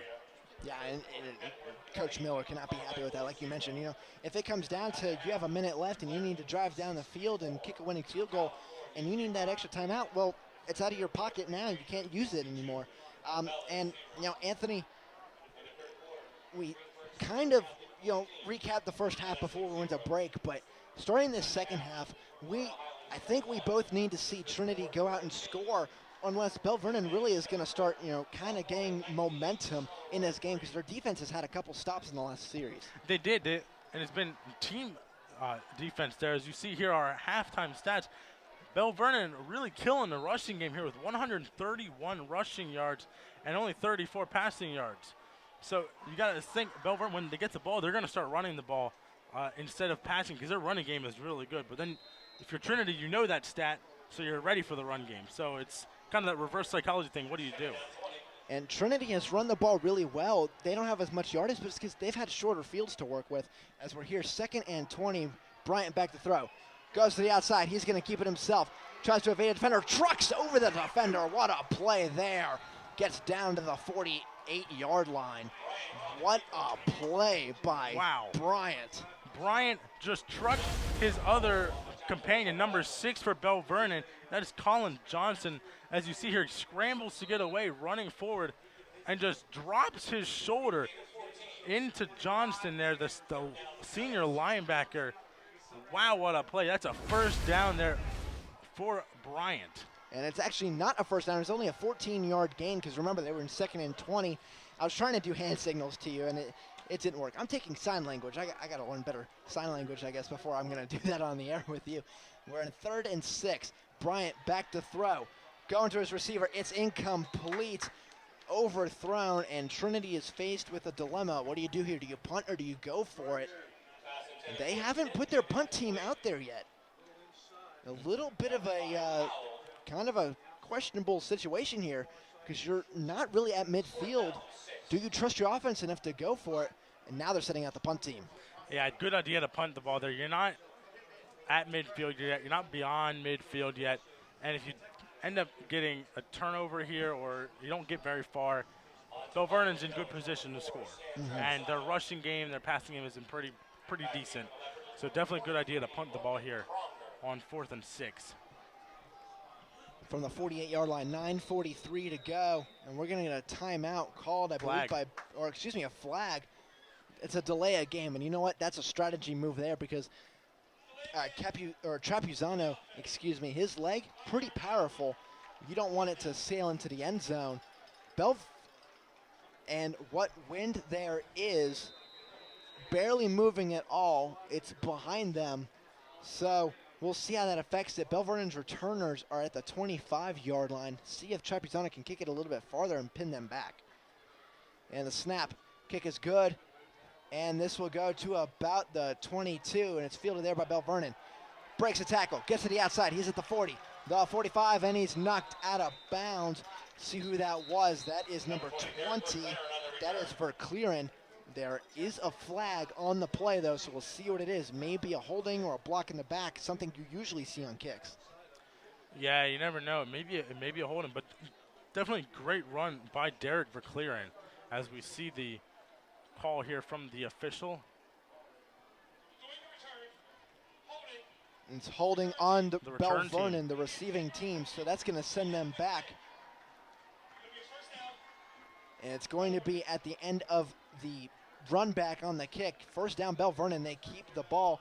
And Anthony, the best way to stay in contact with CUTV and follow exactly where we're going, what we're doing, is on Twitter at CUTV_PA. I know we've been, kind of prepping this game up for weeks because we had actually an extra week before our first game, and we were all just dying, not having to shoot the first week, but we're finally here tonight. Finally, yeah, I remember we were last week all in the station. We were ready to go for a shoot, and there wasn't one yet. Whether it was Vulcan Sports or high school sports, there was nothing yet. But finally, the day came, and we're here at Bel Vernon having a great time at our first high school football shoot of our 29th season here for CUTV. And what better way to follow where we're going than Twitter? And you mentioned 29th season of high school football on CUTV. This is the longest running in southwestern Pennsylvania. And we are proud to be the only video coverage here tonight at Bel Vernon's first game in their new stadium. That's definitely an honor for all of us on the CUTV crew.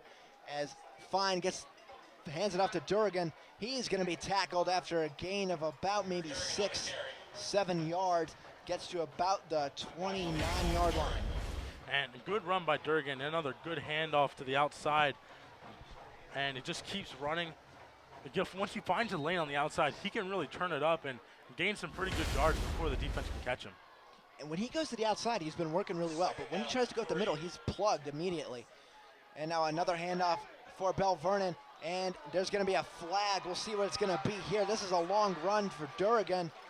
We'll see whether or not it stands. I doubt it will based on when that flag was thrown. It could be a holding coming up against Bel Vernon. And that's a shame because Durgan was, again, same play, opposite side, and got really good moves. He was able to go outside, then cut back inside, but it is going to be against Bel Vernon, and it's going to negate Durgan's great run. And we see what the call will be. And after gaining 7 yards on first down, now you're going to lose 10. So basically, you're facing a second and long situation. And it's a block in the back on the offense, a 10-yard penalty from a spot of the foul, still second down. So we'll see exactly where they mark the ball at. It's going to be at the 17-yard line. So a 12-yard penalty, it looks like. So second and 15 is actually going to be the down in yards. And blocking the backs are pretty common when you get those big runs because the defender's trying to run for the guy and the blocker's behind him. So your first instinct is to block the guy, but you only have his back.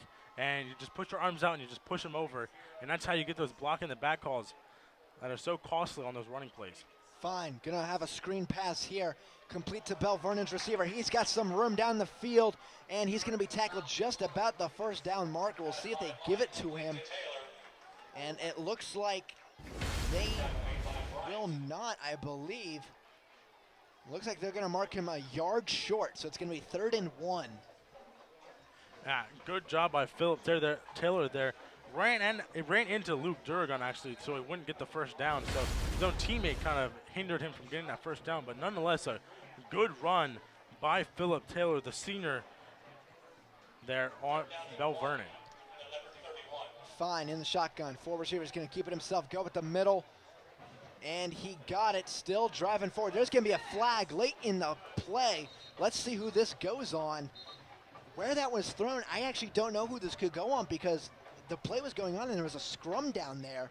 Maybe a face mask, a personal foul after the play was blown dead. We'll see exactly what the call. Fine did have enough yardage for the first down. We'll see whether or not it stands, though.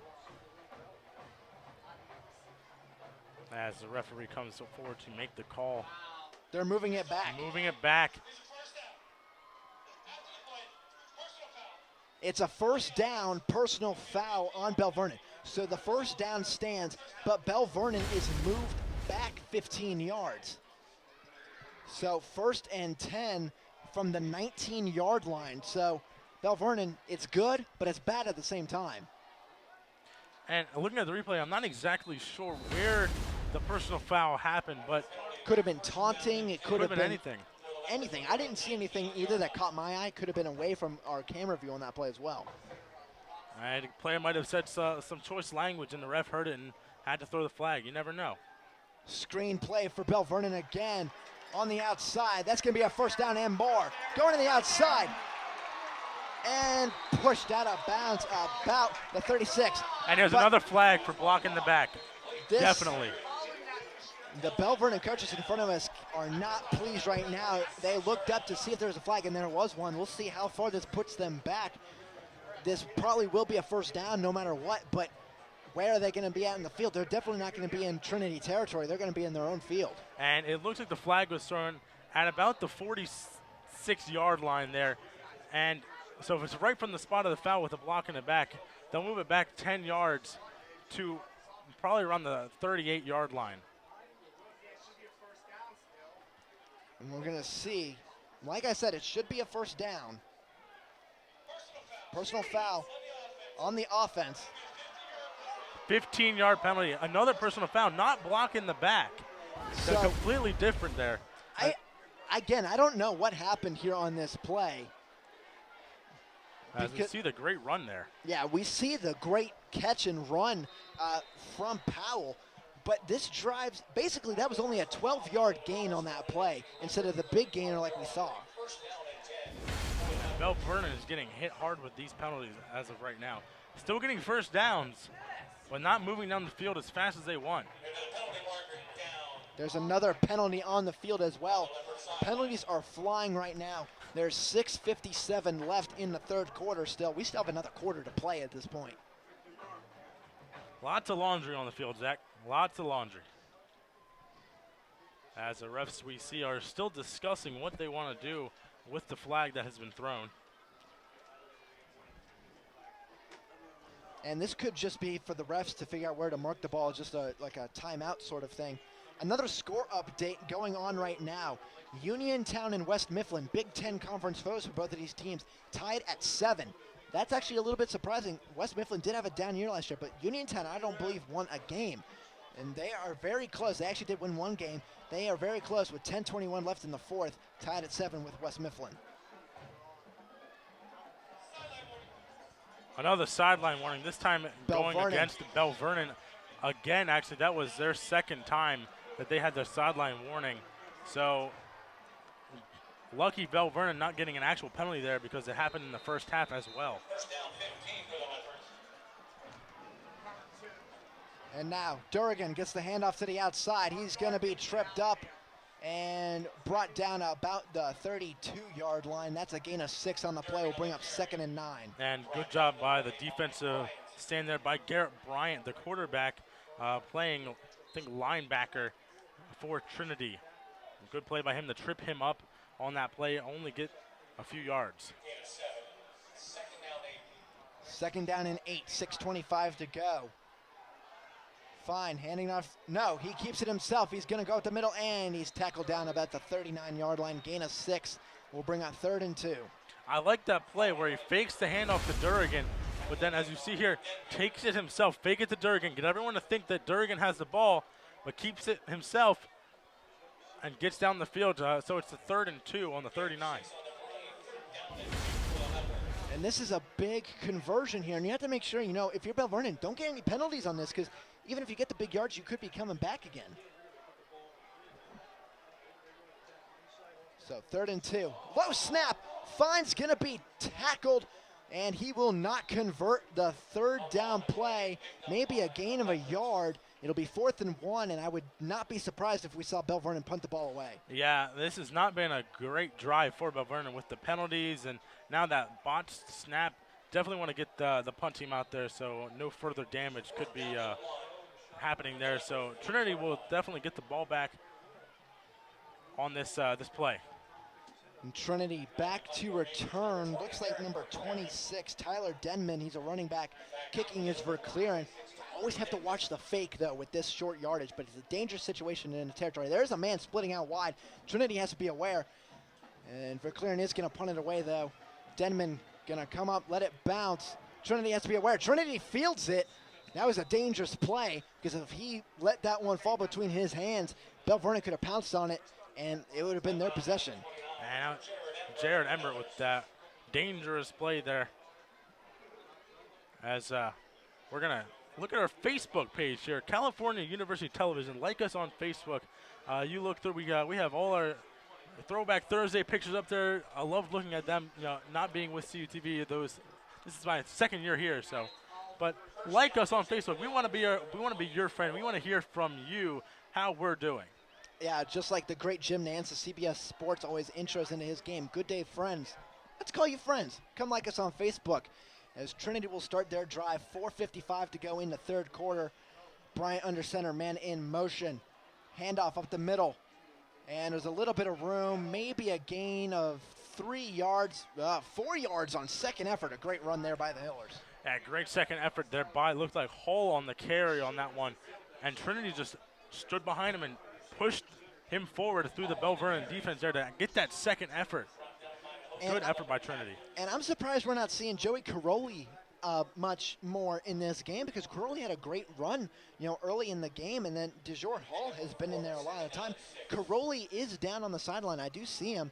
It's just Coach Miller's decision to keep using Hull right now, and Hull is a senior, Caroli only a sophomore, so that may make sense that way. Bryant under center again. Man in motion is Trapisano. Hand off to Hall. Trying to go outside. Breaks it back into the middle. And that's going to be a first down, yardage at the 36-yard line. Great run by Hall. Even though he had bodies on him from Bel Vernon's defense, he's able to just truck it right through to get that first down. As we're going to take a look at the replay here. Good blocking by Trinity's team to get that. A good run here by Hall to get the first down, which Trinity needed. 3:55 now, under 4 minutes to go. First and 10 at the 36. Trinity trying to come back on this drive and either tie it or take the lead. They are down 10-7 after scoring the first touchdown of the game for either squad.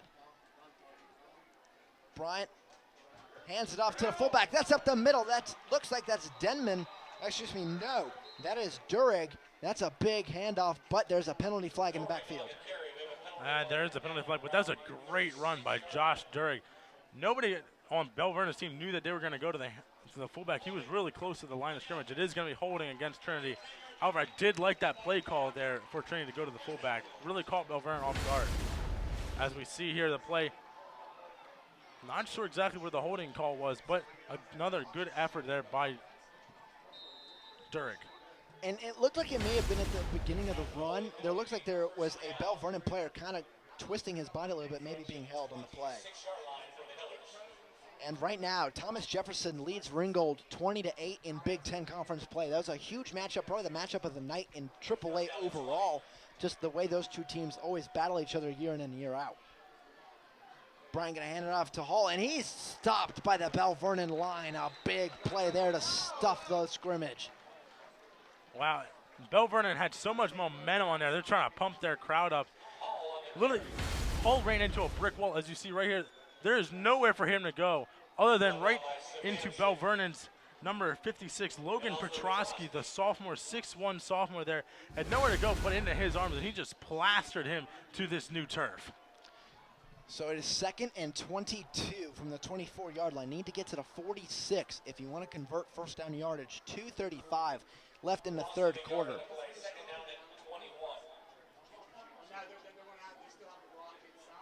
Bryant is back in shotgun, and there's going to be a flag. This is going to be encroachment, I believe. Maybe delay a game. The clock did not reset. And it is delay of game. However, the clock read 3 seconds. Illegal substitution, I apologize for that. Illegal substitution on the offense. Can't have two people substituting at once and all that. Can't have that. And so now it's going to be even farther back for them. They're going to be on the 20-yard line. They have to get to around the 46-yard line to convert. 2nd and 27. 2:15 left in the third quarter. Bryant in shotgun. Sidecar, man in motion as a receiver. Fakes the handoff to Trapuzano. Gonna throw it downfield. Has no one, throws it, and it's caught. Great play there by the Trinity receiver. That's number 2, Adam Raggy. He gets to the 39-yard line, so it brings up a 3rd and 7. That's a 20-yard completion. And great job there by Bryant to find Raggy there.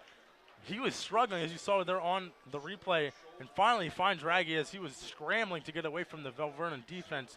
And Raggy comes up with the catch, and now it's a little more manageable, 3rd and 8 for the Trinity Hillers.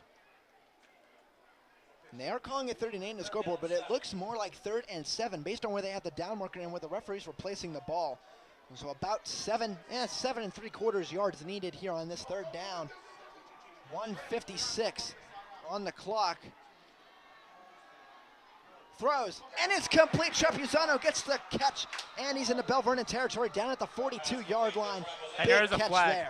there. It looks like the ref did throw a flag. This might be a late personal foul on the play because this is in the secondary. And there was a receiver for Trinity that was down on the field, and he is hurt, limping off the field as well. This could be going against Bel Vernon. And there is a official timeout for the injured player. As we see, saw the replay there. Not sure exactly what happened.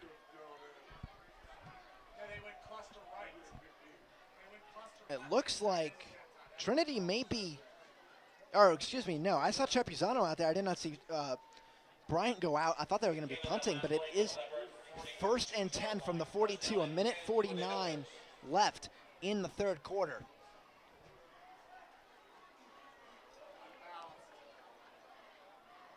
Bryant with a man in motion. Pitch play. Has it this time, and there's some running room down to the 34-yard line. That's a gain of 8 on the play. And that was Nick Welsh, the running back for Trinity. They're going on that motion outside, so he had some momentum when he got that ball, able to punch it forward. Big gain there on the carry for now 2nd down and about 1 yard. And good eyes on that play, my friend, as I thought that was Hull because of the 5 on the jersey. It was actually a 1, so good eye by you, partner. 2nd and 1, 1:15 to go in the 3rd quarter. Bryant under center. Gonna hand off to Hull, and he's gonna be stopped. No gain on the play, maybe a loss of a yard or 2. It's gonna bring up 3rd and short. And you're gonna see here on the replay, number 56 just collapsed the line here for Bel Vernon, doing a great job there, making sure Hull had nowhere to run. And it was actually a trio of Bel Vernon players on defense to be able to tackle Hull, make sure he had nowhere to go, and actually lost 2 yards on the play to bring up 3rd and 4. And that was Petrosky. You mentioned his name earlier on that stop. Now Bryant getting his man in motion. 10 on the play clock. 35 seconds left in the 3rd quarter. Pitch play. And looks like Hull will not get it. He's going to be a few yards short, as that was only a gain of a yard or 2. It's going to bring up 4th and 2. Trinity does not have to run a play before the end of the quarter. I would expect that to be the last play of the 3rd. Yeah, definitely expect that to be the last play of the 3rd. However, though, definitely good choice by Trinity to try to go with that pitch play, because it worked last time with Welsh, but this time Hull was not able to get all the way to the 1st down marker and bringing up 4th and 2. Now, Zach, what do you think? Punt, field goal, go for it? Where you're at, you go for it. But, you know, it's the end of the 3rd quarter right now. Bel Vernon leading Trinity 10-7. And when we come back, we'll have the 4th quarter action here on CUTV.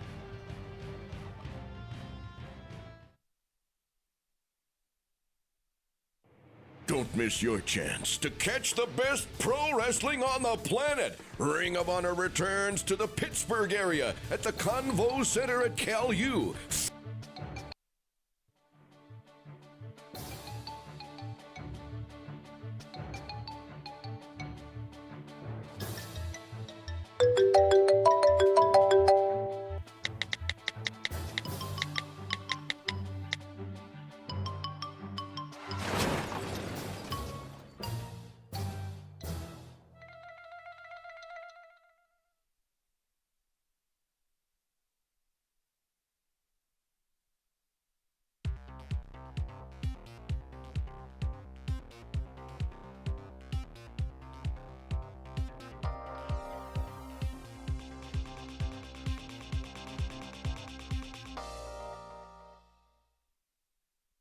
Yeah, you need to. And we are back. Trinity is going for it. 4th and 2. They need to get to the 32-yard line based on the spot where the line of scrimmage is at. I don't disagree with this call. We'll see what happens. 12 minutes left in the game. Oh, false start, though, against Trinity on that tight end. That'd be Josh Jurek there getting called for the false start. And that really changes, what Trinity could do. Do they punt now? I don't think they're going to punt. I think they're going to keep going for it. We'll see. They're at the 39. I mean, at this point, you may just be punting in the end zone. We'll see. Get some personnel changes, get some more speed guys into the game. And Sam Trapezzano is coming out for the Trinity Hillers. Yeah, because Bryant, as they burn a timeout, Bryant was looking at Trapezzano like, what are you doing coming out here? We're going for it. And they had to call a timeout. Now they have one timeout left for the entire, for the rest of the game. And now, Anthony, a CUTV tradition. We usually do it between the 3rd and 4th quarters. It's the first game. We have a little bit of learning curve back from this. The annual hot dog score, and Bel Vernon, a 9.55. You know what? I may have to raise that a little bit. Last year's champion, Elizabeth Ford, at a 9.75. But Bel Vernon tonight, they had Chick-fil-A, which is what won EF that award last year. And the kibasi and sauerkraut that I had, that was really good. I had the kibasi without the sauerkraut, and it was by far one of the best kibasi sandwiches I've had. It was perfect, juicy, big, and it was not that expensive, to be honest. It was great quality food at this concession stand here. And of course, you look at the standings. Bel Vernon's the first one, and I would not expect this to really be at the bottom. 9.55 is a high score, but CUTV hot dog score. We of course examine the hot dogs, but it's about everything at your concession stand. So for those of you, high schools that we're coming to, get your concession stands ready. We're going to hit them, and we're going to definitely buy some things. Trinity is going for it on 4th and 7 from the 39. Bryant going to throw. Throws it, and we'll see. I don't know. I don't know if he got it. I don't know. That's going to be super close. With that spot, it's not good, it doesn't look like. They're going to have to measure this. They call a first down. They don't even measure it. Wow, that's amazing. I was very surprised they did not call for a measurement there. That's a big call for Trinity. That basically kind of evens out that pass interference that wasn't called in the first quarter, Anthony. Definitely, and what a throw, and good job by Garrett Bryant for Trinity there. He's in trouble. He's still scrambling, but he's able to find his open receiver and get that first down, which is what they need to get down towards the red zone. Bryant under center, 2 receivers to his left, a fullback, and the man behind him is Hall. Going to hand off to Hall. Going through the middle, has some blocks. He gets to the 25, down to the 23-yard line, a gain of 9 on that play. Great run by Hall, just going right through the middle, plowing through that Bel Vernon defense, as you're going to see here, going right through the left side, finding that small little gap and just running forward until he's finally met by 3 or 4 Bel Vernon defensemen. 2nd and 1 from the 23, 11:27 to go. I would expect another run here to Hall. Bryant under center.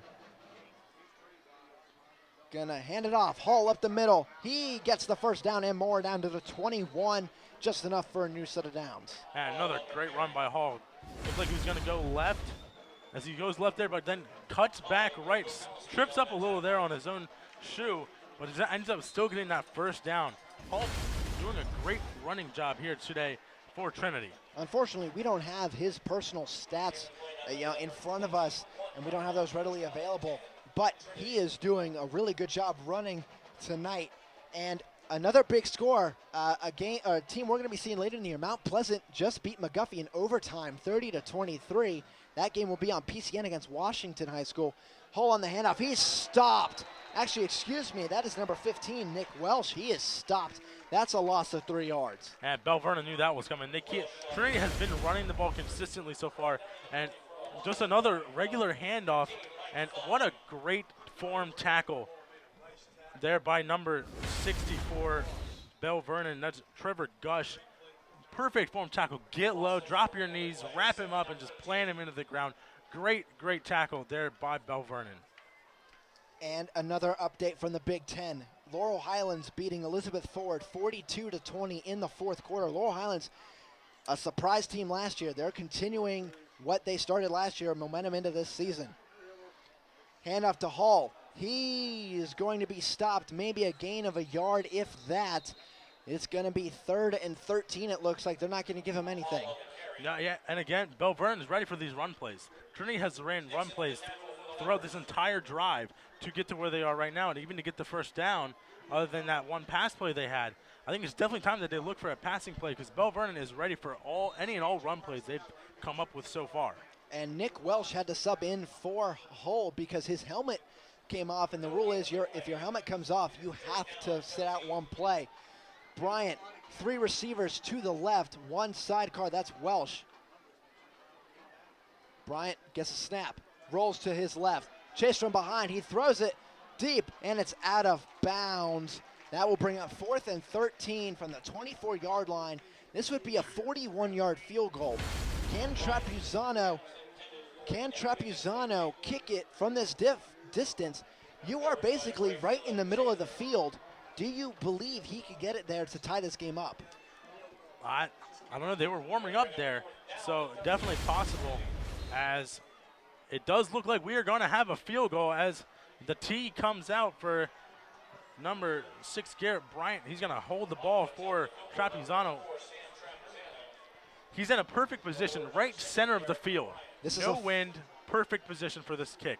41-yard attempt to tie it. Snap, good. Kick up. It's a line drive. It is no good. Just wide right and maybe a little short. Trapuzano slipped on that kick as well.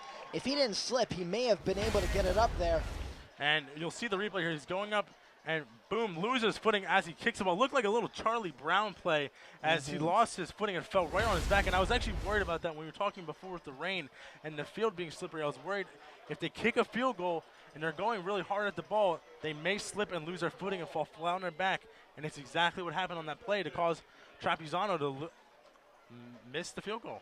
And you will be able to see that play and anything else that happens in the subsequent 9:14 left in the game on CUTV Sports 1, our YouTube page. In the coming days, probably Tuesday, Wednesday, this will be uploaded as Monday. It's Labor Day, but yourself, myself, our director Gary Smith, and the gentleman next to me right now, Matt Hagee, will be prepping for our first high school roundup this Tuesday. So check your local listings for that as well. Low snap, Durgan gets it. He goes to the outside, evades a tackle, and cannot evade a second one. That's a gain of about 7. And that last play there, Durgan doing a great job of getting to the outside. But Bel Vernon coaches wanted a little late penalty there as he was already out of bounds and almost was planted on his back there by number 26 for Trinity, Tyler Denman, as you saw right there. Kind of lifted him off his feet there to scare him a little bit. Nonetheless, good run by Durgan. Once he gets to that outside, he's a really great running back. And Trinity, their defense has done decent. They're starting to fall apart, though, on the cracks in the outside running. I think Bel Vernon's seeing that. 2nd and 4 at the 26, 9:06 to go. Deep pass downfield, it is complete! No, he loses it out of bounds. The receiver's not able to come down to the ground with it. That'll bring up 3rd and 4.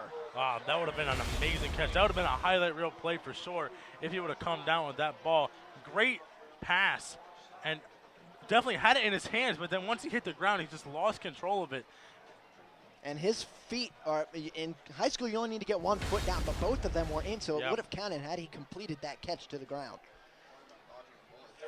3rd and 4, exactly 9 minutes left after the incompletion. From the 26, need to get to the 30-yard line to convert. If Bel Vernon doesn't get it, you would definitely have to expect them to send for a clear and not to punt. It's going to be a handoff, and it goes nowhere. It's a loss of yardage down to the 25. That's going to be a loss of a yard. And on that play, you're going to probably see the replay here. They're going to run a counter play. It looks like he's going left, but goes right, and he ran right into a blitz. And if you're running into a blitz, there's no way you're going to get anywhere. And a good call by the Trinity coaching staff to call for a blitz on that play, because even if it was a pass, that would have been a tough pass to make with their all-out blitz they were going with. Verclair and back to punt. The returner for Trinity, standing at his own 38-yard line. This should give the Hillers great field position. It's a high snap for Clear and just gets the kick away. It's a low one. And Bel Vernon will let it bounce at the 39 is where it stops. That could have been dangerous because the Trinity player was down there. It almost touched him. For Clear and lucky to get that punt away. Very lucky. There were two Trinity defenders coming right at him and was able to get that punt away after it was a little high snap.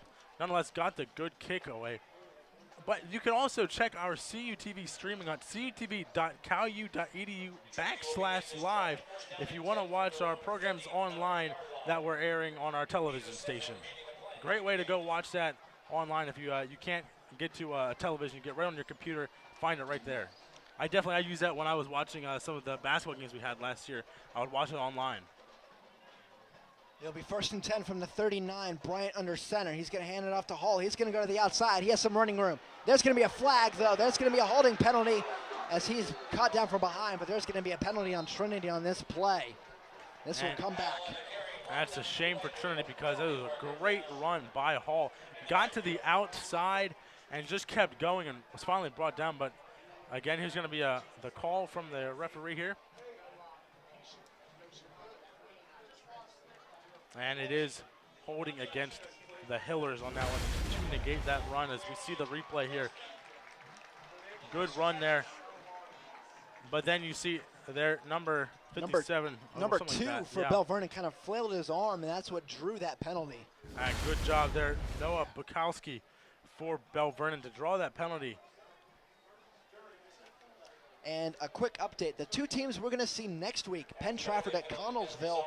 Connellsville right now losing 42-7 in the 4th quarter against McKeesport. Penn Trafford, the defending Foothills Conference champions, defeating Kiski 52-7. So Penn Trafford looking like a dominant force yet again in that Foothills, and we'll see them next week against Connellsville, the only Quad A team really in our coverage area, and the only Quad A game we have this year. And there's going to be a timeout called on the field. I don't know who the timeout was charged. It's going to be charged against Trinity. And here is the CUTV schedule. We have September 4th, obviously we're here at Trinity at Bel Vernon, and then going to Connellsville against Penn Trafford, which is what Zach just talked about. Then we're moving to Charleroi when they go against Derry. Then we're going to go back hometown to California when they go up against Jeff Morgan. And then live on PCN, it's Washington at Mount Pleasant, October 2nd. I believe that's our first time going to Mount Pleasant this first CUTV. At least in a while. Yeah. I haven't in my time, and I'm a senior. I've spent 4 years here. I've never gone to Mount Pleasant. That's the only new locale. It's been 1995 was the last time we've gone to Mount Pleasant, but a lot of new teams this year as well. Trinity, Penn Trafford, Mount Pleasant, West Mifflin, and Avella and Burgettstown, all new this year on CUTV's schedule. A lot of the same ones, Brownsville, California, Connellsville, Bel Vernon, and Charleroi. A lot of the same area teams, but a lot of new opponents, which I'm really looking forward to. Me too as well. Definitely looking forward to those new opponents and some of the old ones. Fraser Best Center, that big rivalry game. That's actually Best Center's homecoming game. So, and a great tip pass there by number 9 there, Elijah Johnson, I think it was, for Bel Vernon. Good tip. And Bel Vernon thought that was a fumble, but clearly the Bel Vernon defender tipped that ball, so it's a dead ball once it hit the turf.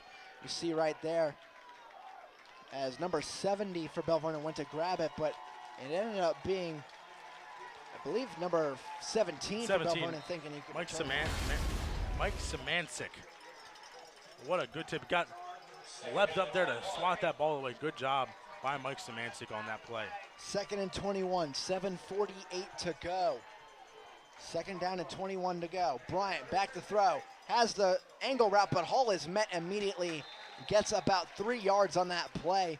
And Bryant, questionable throw. He had receivers going down the field, but he decided to take the quick route instead. Yeah, definitely.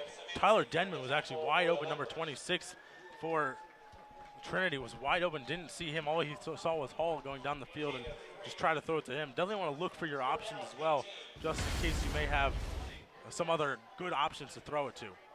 Now it's going to bring up a 3rd down and 18 on the 31 with that incomplete pass. So 3rd and 18. They have been able to pick up some big yardage tonight. We'll see what they can do. Need to get to the 49-yard line in your own territory. Bryant back to throw. Under pressure, splits out to the right, throws it down the field. It's almost intercepted. Bel Vernon defender had to hit him in the chest and fall down to the ground. And that looked like it was, as you're going to see here on the replay, good hard throw by Bryant. Scrambling there, getting away from 56, but then just hits the knee of number 20, Verclearen, Derek Verclearen, the kicker for Bel Vernon. He really wished he had that one back to intercept that one. And right now, Bel Vernon only has 10 men on the field. And Bel Vernon's going to ride with that 10 as Trapisano's kick is away. And it's going to be fielded by Bel Vernon. There's a couple men back to defend, and he slips down to the turf, and he's down at the 37-yard line. Bel Vernon only had 10 men, and you can play with under 11. That's okay. As long as you don't have over 11, it's not a penalty. But sometimes you want that extra man because with 11 versus 10, that one person could be the difference and making a big play for Trinity on that play. Clearing, I believe, on the return, he slipped down. And, yeah, great way to kind of equate it. Less than or equal to 11, you're good.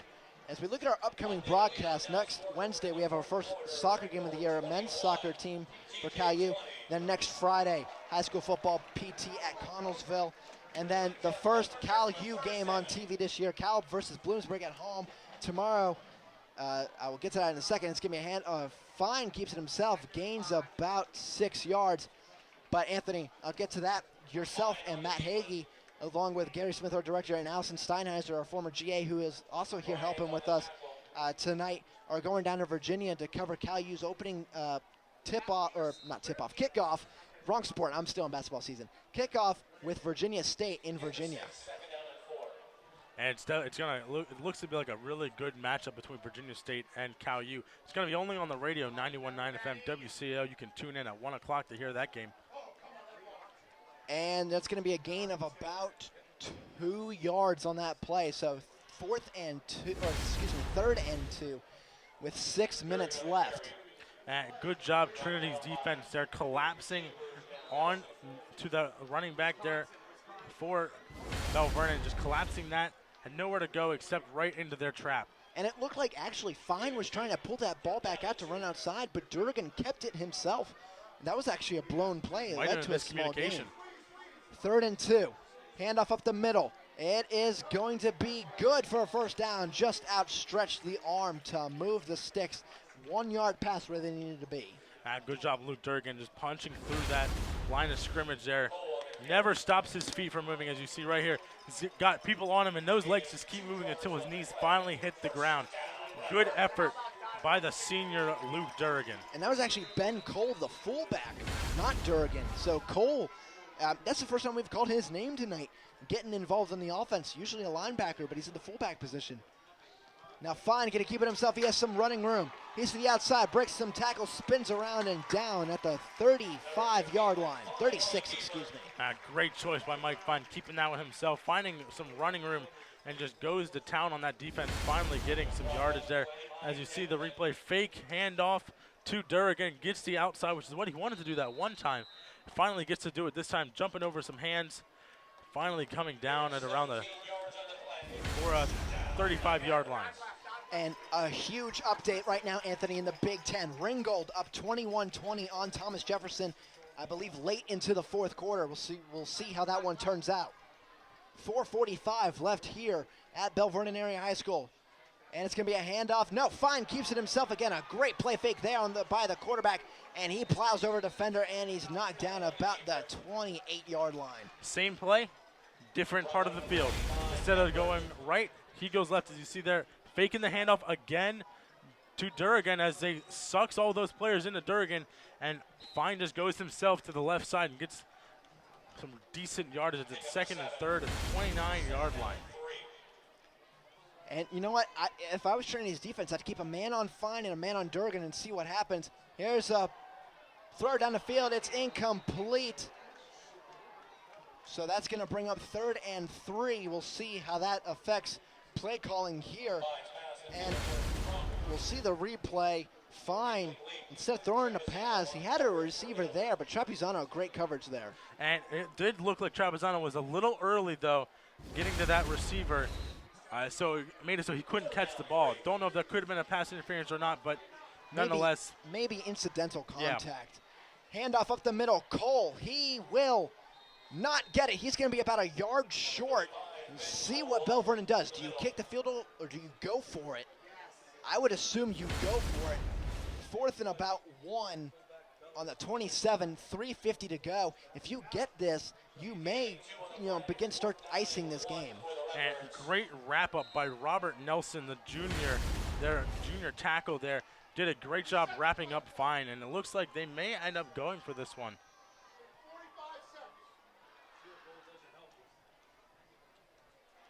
As Bel Vernon may be taking their timeout here when time allows. And Bel Vernon is going to use a timeout with about 3:15 left, 3:16 on the clock left. Bel Vernon takes their first timeout of the half. So whether or not Bel Vernon takes the field goal, or do they come back out and try and take the field goal? As we look at next week's game, I mentioned before Penn Trafford at Connellsville. Penn Trafford a power in that foothills. Connellsville, they did make the playoffs last year as one of the wild cards. It's going to be a great matchup. Connellsville, always a fun environment. A lot of fun stories and memories there we won't get into. But it's always great to go back to Connellsville and cover some Quad A football. Yeah, definitely a great city of Connellsville down there to get some good quality football. As you said, they didn't make it into the playoffs last year as a wild card. Definitely will be interesting to see one of the new teams we haven't seen before, Penn Trafford, in a long time. So we're going to see. Does Bel Vernon kick the field goal, or do they go for it? I would say go for it, just because field goal doesn't really help you. Trinity can go and score a touchdown, get the extra point, and be up by 1. It looks like they are going to go for it. It's 4th and about a few inches. You definitely want to go for it. Whether you give it to your fullback, as you had 3 backs behind, fine. I would blitz here if you're Trinity. And he will get their second effort. What a play by Fine. He was pushed from behind as well to the 25-yard line, a gain of 2. That's enough for a first down. And that was a great decision. Having the 3 guys behind you, they push forward. Having all those 3 people behind you helps give you that momentum to get that second effort to get that first down. Great job by Fine. Great job by the coaching staff to set up that play like that. Good job, Bel Vernon.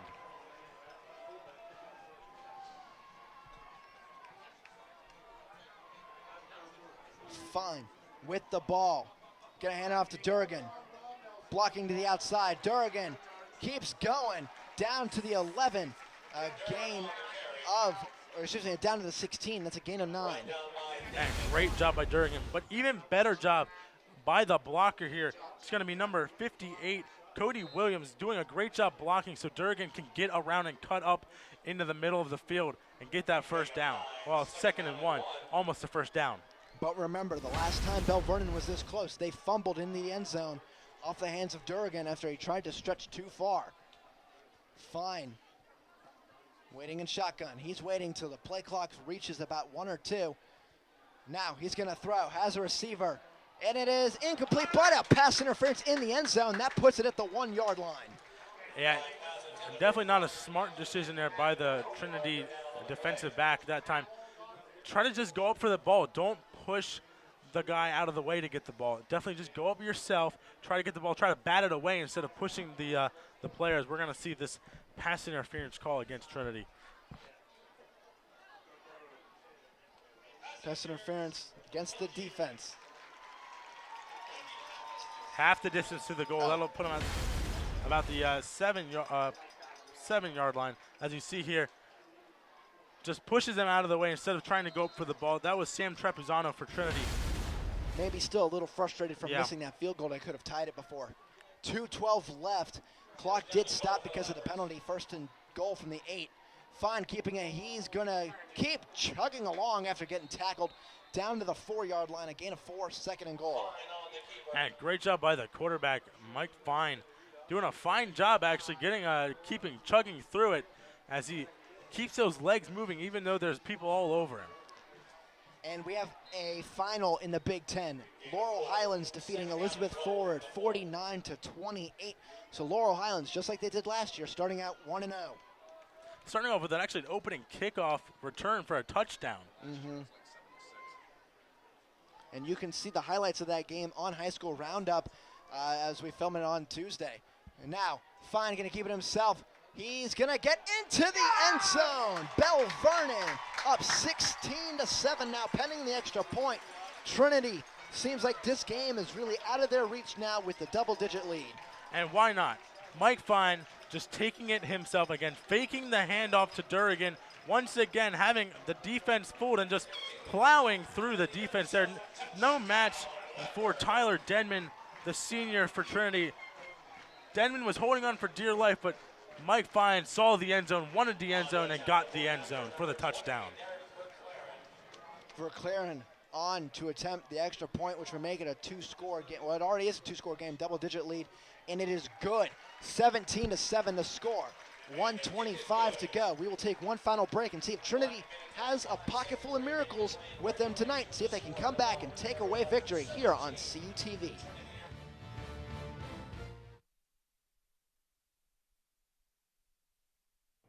Don't miss your chance to catch the best pro wrestling on the planet. Ring of Honor returns to the Pittsburgh area at the Convo Center at Cal U, Friday, September 25th at 7:30 p.m. with appearances by the Briscoes, Jay Lethal, Adam Cole, and many more. Experience body slamming, super kicking pro wrestling action live. Visit ROHWrestling.com now for tickets and info.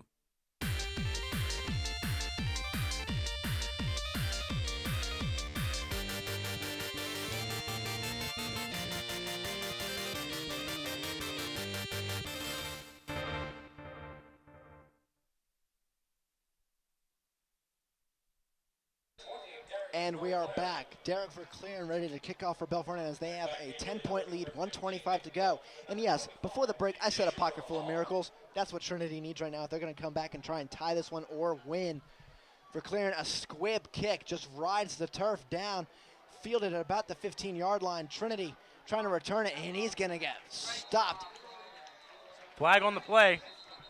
And there's going to be looks like a face mask penalty, as it looked like return man threw the ball. That's going to be number 18 for Trinity. I believe that was Welsh, number 15. Number 15, Welsh. I apologize. I couldn't read my own paper. Nick Welsh threw the ball in the back there. And this is a penalty on Bel Vernon. It's a 15-yard penalty. It will move Trinity up the field.